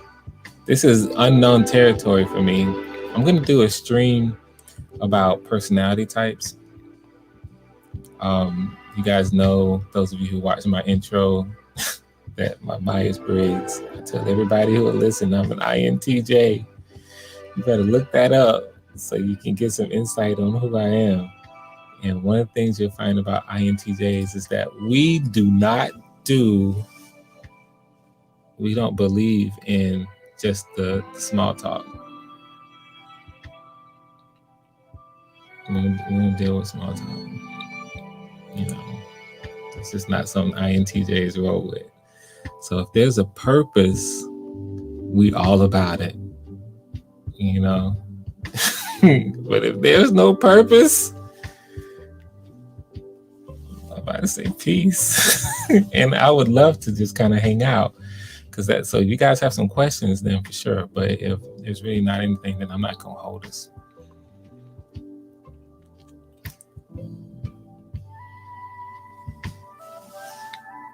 All right. Well, if they're saying turn it down. All right, let's see what you got here, Will. Can we collab for the personality stream or call in after your monologue? What do you talk? Talk to me. What, do you want to call in? You want to call up first of all? because you can call up. I'm not sure exactly what you're saying. Do you want to retype that, or do you want to join in right now and just have a nice little talk, which would be a really awesome, to be honest with you, if you want, kind of, because I admire what you do in your space. So, the personality test. You want to collab on that? Because I already know, being an INTJ, I already know how I'm gonna. I had a plan for how I was going to execute that. It's gonna be a lot of fun. If you want to collab, yes, we can collab. Behind the scenes, I'll share with you what my idea was for how we're gonna do it, and that would be a beautiful thing. There he go. Look at him in the back, my boy. Live and in the flesh. What's happening? How are you doing? Doing good, man. I came here to chill with you and this beautiful music you have on the background. Thank you. Yeah, I like this idea of a personality test stream. I guess I'm very passionate about personal development. Mm-hmm. And then I made a lot of videos about that earlier in my YouTube career. Mm-hmm. Like I would actually review personality tests. Mm-hmm. So I did a couple of them. And the reason why I was doing that, I had a playlist called Path to Purpose. Mm-hmm. And I wanted to guide people on how to find their purpose. And the first thing to me to find your purpose is to really understand your passion, know your strengths and weaknesses very well, and embrace all that. And then there's all the steps. But yeah, I was reviewing a lot of personality tests. So whenever you do this stream, if you want to collab, and you were talking earlier about ways to collab, that's definitely a subject I would like to dive deep on it, because I'm really passionate about that. Then guess what? We absolutely have to do it. I'm glad you suggested this. Let me ask you. So first, what do you know about the Myers-Briggs type indicator at all? Have you heard of it? Do you know about it? I'm talking about the 16 personalities. Yes, I mean I've learned about it. I've done a video about it. I only focus mostly on what my part. Like I was doing the reviews mostly on like what I do. Okay. Like my part. I understand it on a fundamental perspective, because what I did find is it is derived from like a 4 personality test. There's like 4 core personalities, and then from there they kind of like mix them with each other. 4 times 4, 16. Yeah, that's how they came up with it. So I guess I'm more familiar with the 4 type of personalities, and then I see how Myers-Briggs intertwine them, so I can see how the 2 mix with each other. So because I know the 4 fundamentals, whenever we go on the variability, I can read it, right? Yes. But me, honestly, it was accurate for me for the most part. But for me, I also test the Jordan Peterson 5 personality test. So Jordan Peterson took the 4 core and then added a 5th one, and then to make it unique. But for me, it was pretty accurate. But there was something that it missed, and it was the way that the test was done. That he didn't catch that for me. He didn't catch my creativeness, but he was pretty accurate in my emotions, the way I process information. But he did not catch my creativeness. And the best personality test I've done is the Strength Finder 2.0. Strength Finder 2.0. By far. I'm going to Google that. Let me say, before I do that, and I'm going to Google that now, I want to look into this. Yeah. This is interesting. So part of the reason why I feel strongly about the Myers-Briggs is because it has been around, and I'm Googling this. It's been around for such a long time that there has been what I consider to be a remarkable amount of research into the various personality types. It's definitely not a surface level thing. And I can tell you from experience and what I've seen with others is that it's very easy to when you got to take the proper test, and when you do, it's really easy especially for smart people to kind of fool them. You have to be 100% transparent with those questions, because smart people can answer those questions in a way that will influence the outcome of the test. You're smiling. Have you seen that? No, it's not. Yes, I've seen that, but I mean, we gotta do this stream, man, because I can go on and on for days about that. But man, but I understand you and I agree with you. And again, it's not because like I like all the tests. Anything that can help you, I actually recommend people to do at least 3 tests, 3 personality tests, because man, that's something I've noticed. You can read one test, you're gonna relate with a lot, but there are some parts you're not going to relate. And then you do another test, you relate another part with that, and then when you mix them together, it gives you a better picture of who you are. And when you do 3, then yeah, you're going to find a lot of common points. And man, so that's how So which 3? Go ahead. Well, it depends. And that's how I did many on my channel. I did many tests. For me, the most significant ones were there's one called the DISC test. It's basically, and you'll understand why this one is good for me. But you look at shape. So there's the DISC test, which is where the 4 core of personality are from. So it really tells you which one are your first, and you might have a second. But your the most dominant personality, it will be one of these 4, right? Then that was the first test that was impactful for me. The second one was the image test. It's basically they show you different shape. We call it the shape test, and then based on the shapes, you have to ask yourself a question and give yourself a minute to answer it. Which shapes better represent your personality? And then that one was so revealing because you just looking at a shape, right? Like a square or a circle, and then it's just like choosing a random one. But choosing that randomly, it's not random. It's actually your I forgot subconscious. The name. Not conscious mind, but subconscious mind. Yeah, subconscious. It's your subconscious talking to you, to that choice, and it reveals so much about your personality. So that was one very impactful, and the last one was definitely Strength Finder 2.0. Strength Finder 2.0. I'm gonna name these. You have definitely intrigued me here. Go ahead and name those other 2 that you just referenced again for me. To be honest, the shape test, the Myers-Briggs 16 personality is much better. Like it's more accurate. It's more detailed. The shape test is more like a very high level, very quick. If you don't have time to really go in depth with someone, you give them the shape test, like an job interview. Oh man, it's the perfect test to give. Oh man, I'm serious. But you can go on my channel too. You'll see I have a video on each of them. I'll do that, man. Yeah, Path to Purpose, the playlist Path to Purpose. You'll see that. But okay, and this is for everybody too. If you guys have an interest in this as well, please check out that video. Yeah.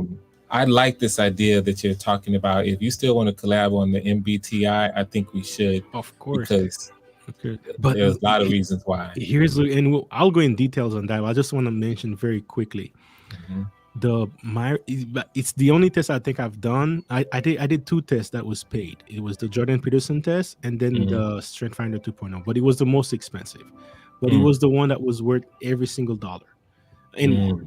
And the reason why, it's because they give you barely 20 seconds to answer every question, and you have it's a 35-minute test, right? And I'm telling you, within 15 minutes of this test, you're going to feel your brain is being teared apart. It's like someone is opening, like, that you have a crack in the brain and someone is spreading that crack open and trying to dig in exactly what's in there. That's how it feels when you do this test. And the reason why is because they're asking you questions, right? Both of them are true in your personality. And you feel like you want to go this, but this is so true that you don't want to go this, you want to go that, and and they ask you several times the same type of question to really make sure. And the reason why it's only 20 seconds, it's because they're trying to trigger your instinct. Absolutely. Not exactly having you fully thinking about it on your conscious mind, but trying to trigger your instinct, your subconscious mind. What would you do? Right?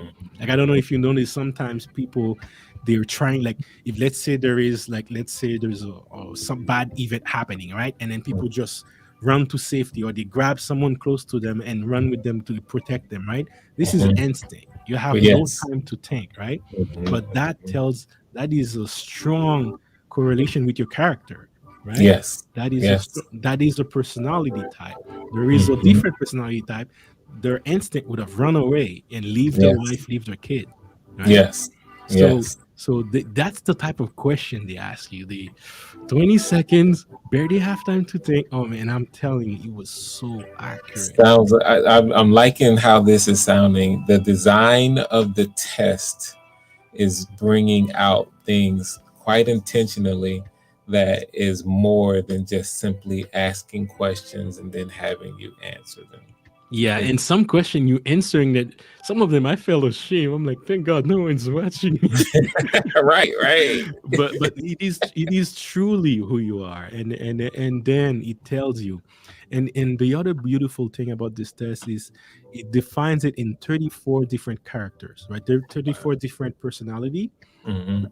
The test itself is measuring strength, right? And then it's actually measuring talent. Sorry, the test itself is measuring talent, and then it's actually a book that they also made a book out of this. It's a very popular book. And then based on your talent, you do that times investment, which is you invest your time to develop your talent, and that creates strength, right? Okay. And that's why they focus so much on the talent, but they're saying everyone who's happy on their job, it's because they're operating from strength, which is applying their talent and putting that investment in their talent, right? So they have basically 34 different talents they categorize, which are direct relation with your personality type. And then when the basic test, it gives you the first 5. And based on the combination that you have, the first, second, and third, there's only 1 out of 33 million people can have the exact same specific order. because of the combination. Exactly. Right? Like for example, I know based on my results, I share personality with Elon Musk, with Steve Jobs. Like based on my result, I know that. Like it's obvious, but it's not going to be the same order. Right? For Elon Musk, it's definitely futuristic. Futuristic is one of them. That's going to be first. Whereas for me, it was like 4 or 5. So, but the one I have as a driver, like it could have been the same for Steve Jobs, but it's not like at the same order. So it's so beautiful because the 1 out of 33, it really like gives you, like it makes you feel unique, you know? So you're gonna, you have definitely piqued my interest. You have a stream on you taking this particular test, correct? I made at the time I wasn't making stream. It's about a 20-30 minute video. I just review it. I review the book, kind of like give a summary about the book, and then I go out there and I talk about the test and I show my results. And I show how the results are broken down and so people can understand and follow. But yeah, man, trust me. You do have is there, so guys, look, most of us here already subscribe to your channel. It's up to you. For anyone that's listening that has an interest in this, please go. I was going to ask you, I don't know if you want to share the link itself and I drop it. If you want to, it's complete. I think this is captivating for someone like me who part of my personality type is about intentional self-improvement. Like we don't like to sit back and just let us be, it's all about, we're intentional about identifying weaknesses and then just improving, and that's kind of what, how kind of we all should be, really. We should be, always seeking to constantly self-improve. And it sounds like this gives you a lot of tools to be able to self-identify. Oh, I'm telling you, it was after I did the test, I had actually regret. I had one regret. I wished I did this test when I was 16 years old. And because it goes on instinct, that doesn't change, right? It doesn't change. Your mindset may change, but the instinct will not, right? It's the same. Well, that's interesting. You think we could probably talk about that, because I would think just kind of logically that maybe there's some things that might change. Like you said, 16-year-old, no kids, not an adult, blah, blah, blah. Seems like maybe there might be some core instincts that might change about you when you add 20 years and say you have 2 kids? No. I put it in the chat. Okay. The public chat. In the private. Oh, wait, sorry, my bad. because it might not. You might need to put it in. Yeah, it won't Oh. let you put it in public. My bad. Sorry, I'll put it in the private, and then you can. Yeah, there you go. And then I will copy it into public.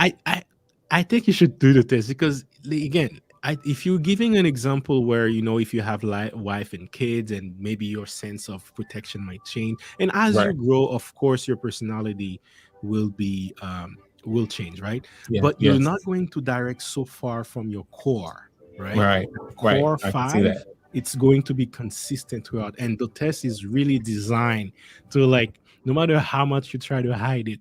That's the other thing. No matter how much you try to hide it, if you're serious about the test, it's gonna come out. It's gonna come out one way or another, and it's just beautiful, man. But 35-minute test, and wow, it's. And I have a comment, but I want to type it. So this stream is on what specifically? Is it the Strength Finder 2.0? That's it. I review basically the whole thing. I review the book. I review the test results. It's not a stream. It's just a 27-minute video. Oh yeah, I keep saying stream. My bad. It's an upload.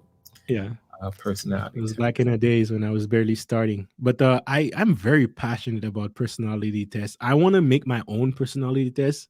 Like I see things that are great in all of them. I see things I want to improve. I have my own conspiracy ideas, things that are supernatural too. Like I have tons of things that I want to mix together. And my dream one day is to have like this AR glass that I wear with me.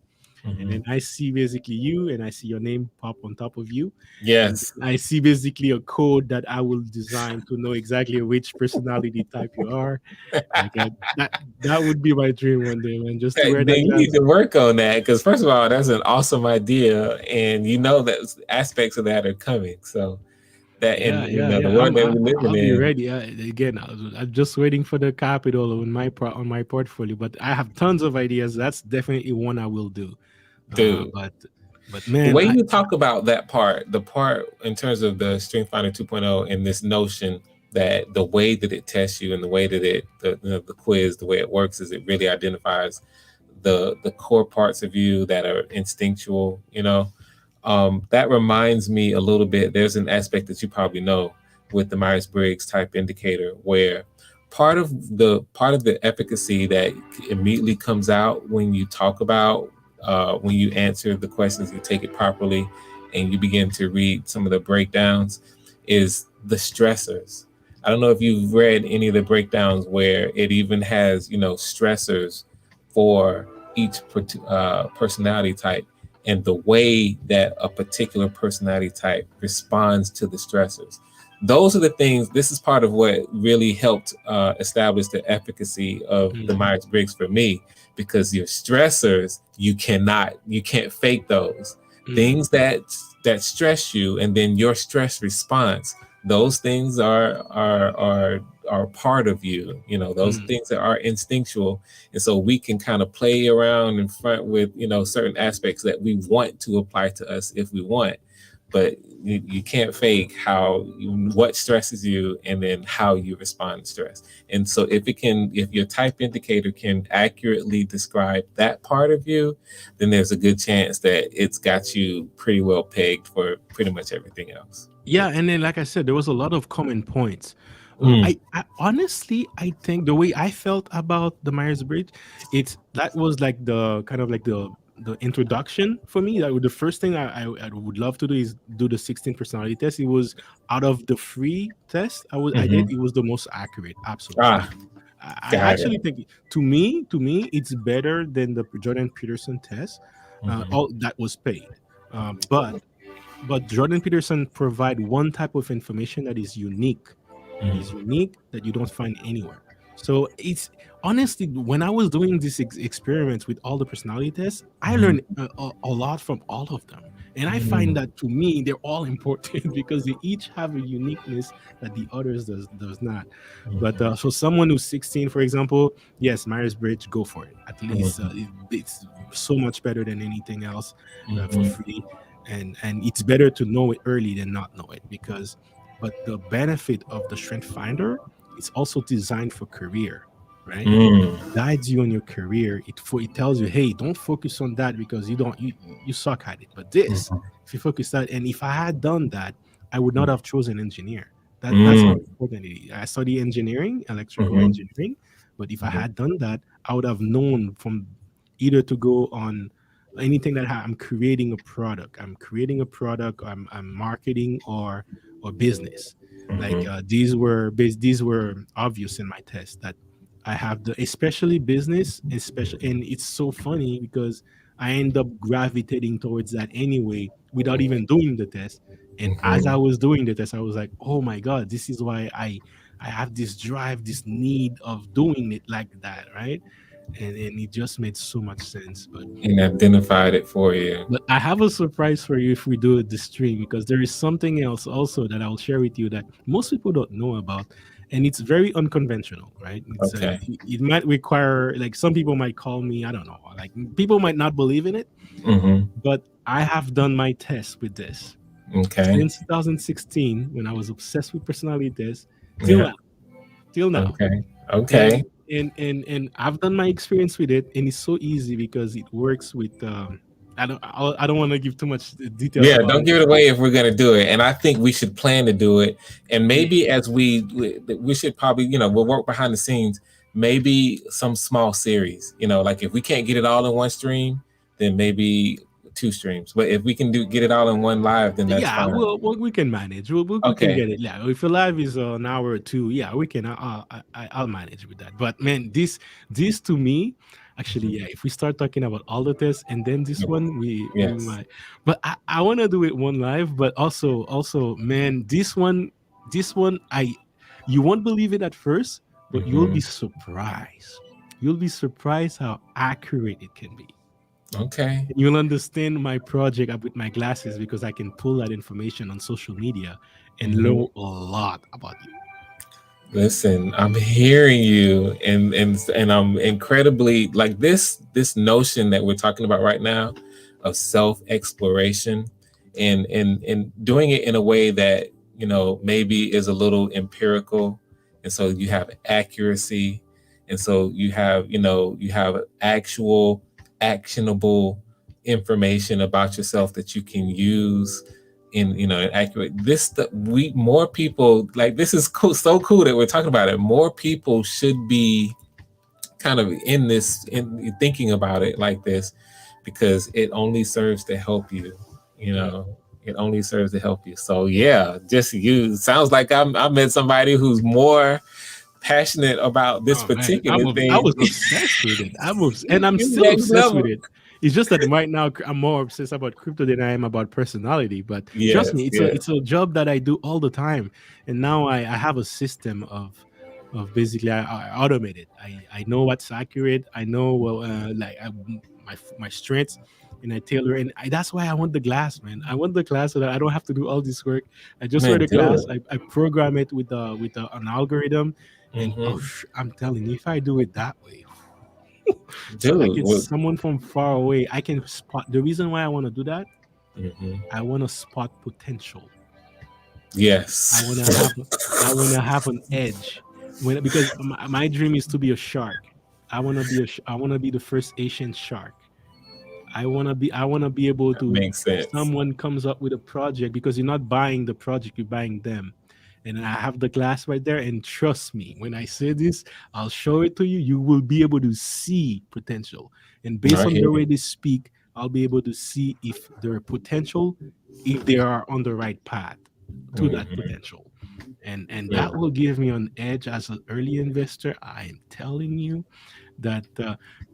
I'll even give you an example of Michael Jordan. I believe Michael Jordan is doing this step right now. Because there is something that he has 3 players in his team last year. And he traded one of these players, and now he has 2. But these are not random, and I can't wait to do this stream because I'm so passionate about this. Okay. But Michael Jordan's success with the Hornets, Charlotte Hornets right now, let me just put it that way, it's not random. Well, what I want to say on that is, thank goodness, if he is hit on some formula that you're probably going to talk about, thank goodness he finally done it, because as you know, MJ has had the he's done his thing as a player, but as you know, as an owner, oh man.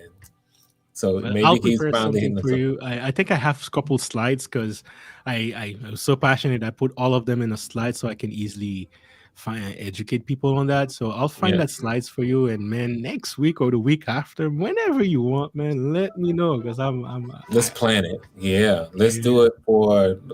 I'll continue to contact you and let's actually set a date for sometime in December. We'll make it a collab. We can make it over on your channel. And then we'll figure out how, I'll just come here. Okay, well, how we want to do it, but let's actually plan it out. Figure out what we want to bring. I'll let you keep this. I don't mind. I'll let you keep whatever this thing in your back pocket that you got. We'll let you hold on to that one so you can spring it on us after the test. And take it from there. But anytime I'll reach out to you. Actually, I have to reply to your email from yesterday. So yeah, I'll do it. I'll do it then. I'll do it tonight. Okay. But trust me, you will want to see this. You won't believe it at first, but the data that I have to back it up, and the surprise is, if you don't believe it, I can use you.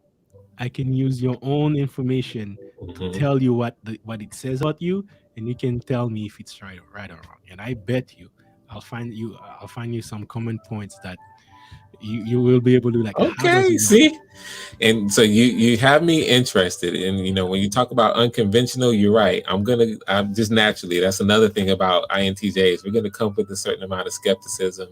Bring it in. Okay, there you go. That's what's up. All right.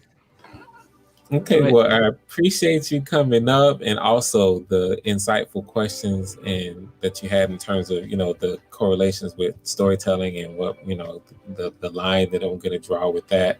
Yeah. And I'm a fan of yours anyway, so I'm going to keep up with the stuff that you're doing as well. And I look forward to our collab, sir.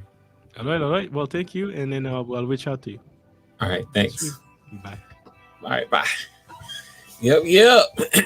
All right, guys. Let's see here. So Ashley is saying, this is fantastic information. Ashley, I'm glad you're still rolling with us here, because we're down to just a few, and it's just really, really good to hear and see that this kind of thing that we're talking about. We just kind of stumbled on this thing of self-exploration, in an accurate way, and I'm kind of big on it in terms of the Myers-Briggs, because for me, it helped open up a number of things. We all know ourselves to a certain degree, but when you get down into a certain amount of analysis, I guess you could say, it's insightful, at least to personality types like mine, because it lets us know that there's no one quote unquote right way or point of view. And a lot of times, with my personality type, we tend to come from that perspective a lot, because we believe very strongly in our ability to reason and apply logic. And a lot of times, because of that, when we come to conclusions, and we don't usually jump to them, but when we come to conclusions, we're usually right about them. But anyway, so it's good to know that you're jumping in on that. Let's see, Sophia. It'll be an asset on YouTube for people to witness this. Wonderful plans will pull the best out of you. Yes, Sophia, you're so right. It's just a good, one of these things where we just bring in valuable content.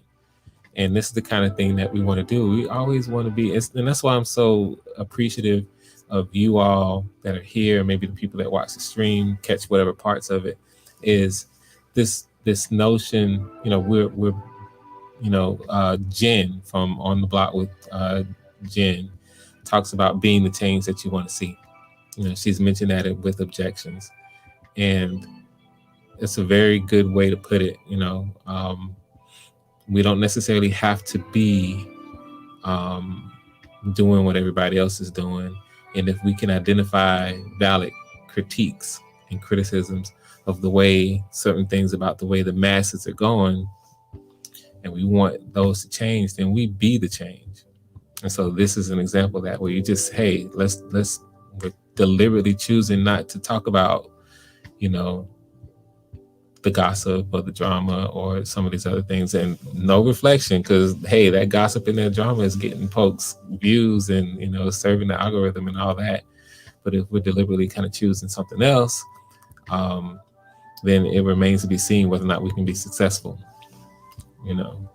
doing it that way. So we're being the change you want to see. Let's see. I'm gonna spread the word after you guys finalize things for sure. At what point in life did you know for sure that you wanted to pursue a career in filmmaking? Right after there was a moment. Now I might talk about it a little bit later and get really deep into it. Won't right now, but there was a moment.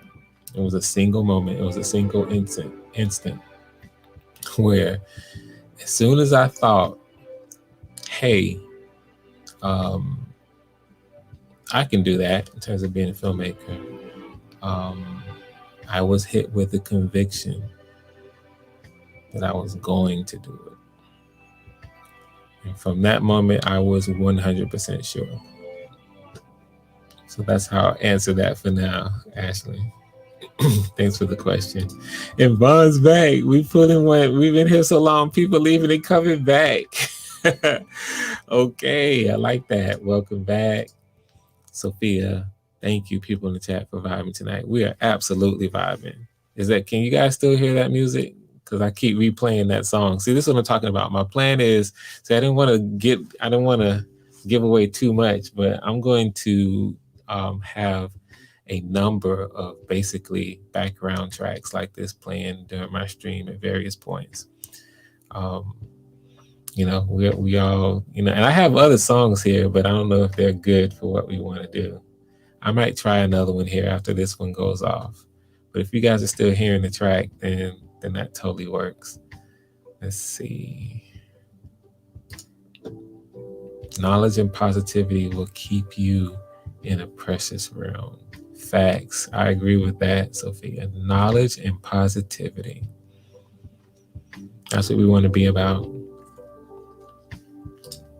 Just listening while doing something on the side. Absolutely. Multitask. Get your multitask on. Okay? Get your multitask on. Do other things. I do it all the time. Okay. All right. So it does. So that's what you're gonna see me doing that a lot more. And now that I got my new little toy, I can play it out, figure out all the little things on it. And I just got this. Just got this today. Was it today or yesterday? It's 1:20 a.m. right now, so technically yesterday. So yeah, I'm gonna be doing a lot of different things with my new toy. All right, any other questions? Yes, Wealth Engineering. Thanks for your presence and write the book. Thanks for underlining that, underscoring that. Okay, write the book. And even if that means 5 minutes at the beginning, figuring out where you want to start your story, start just typing it up. Open up a Google Doc, always be there, and just get to typing. Spend 5-10 minutes on it. Do it every day, every other day if you miss a day, something like that. But you're making progress. And the key to that is simply getting it all out so that you can shape it later. So you can think very, very specifically about how you want to tell the story. Once you pull all the elements out and you see it on paper. Because the funny thing about writing, especially when you're writing with personal life experience, when you start, it leads you, it's like a train of thought. It leads you in some places that you don't necessarily anticipate when you start. So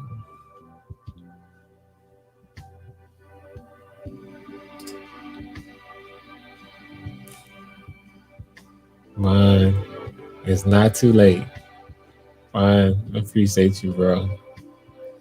So it's looking good. It's looking like we are coming to an end here. So I just want to thank everybody for just first of all, being here, leaving and coming back, and for participating and what I consider to be a very insightful live stream where we covered a lot of subjects that, you know, has real potential, you know, when you apply them to, you know, really be inspirational to people across the board. So talking about these things from my perspective as a filmmaker is personally edifying for me, and I'm just very thankful that you all can find some value in it too.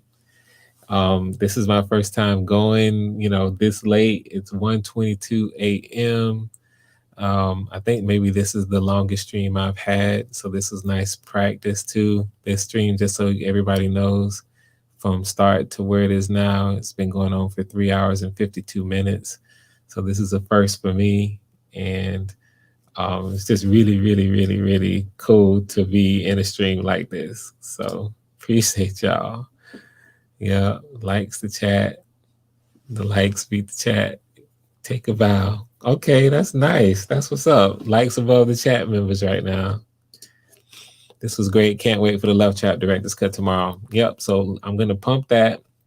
I'm going to do a little bit of advertising too for that, probably before I even go to bed, to try to get a nice little crowd. Tell everybody, you know, Love Trap is coming tomorrow night, and we're going to do a similar thing. Now, what's cool about it is, you know, it's right up my alley. It's very intentional. I'm going to talk about the reasons why, across the board, period. Reasons why I started the way I started, the reason why characters are doing certain things. You're going to see the character development. You're going to see the setup. You're going to see expressions of the themes, and the way that the themes branch off, as well as some other things. Going to talk about the power of the movie, the relevance of the film at the end. And so we'll be doing a little bit of starting. Hopefully we'll have a nice little group together live talking about some things. We'll just see how it goes. And so, you know, we just want that to be something that, you know, is also pretty rare. How often do you get a chance to, you know, watch a good movie with someone who created it and then have that kind of interaction, questions, and sharing your own personal responses, the way you react to the film. You don't get to have that very often. So looking forward to having you guys with that too. All right. You are welcome. So you know how I like to do, guys. We are actually about to end this bad boy. I'm going to go ahead and bring in the outro for Talk with Frank Gooden. And I am going to sign off. As I sign off, say some nice things as we close. And I look forward to seeing you all tomorrow. Thank you, thank you, thank you, thank you. And again, shout out to Vaughn the Great. Hit me with that Cash App, supporting me that way. All love. Appreciate you taking, you know, following that inclination to do that. So I appreciate you. All right, guys. I'm going to see y'all tomorrow. I'll catch you next time.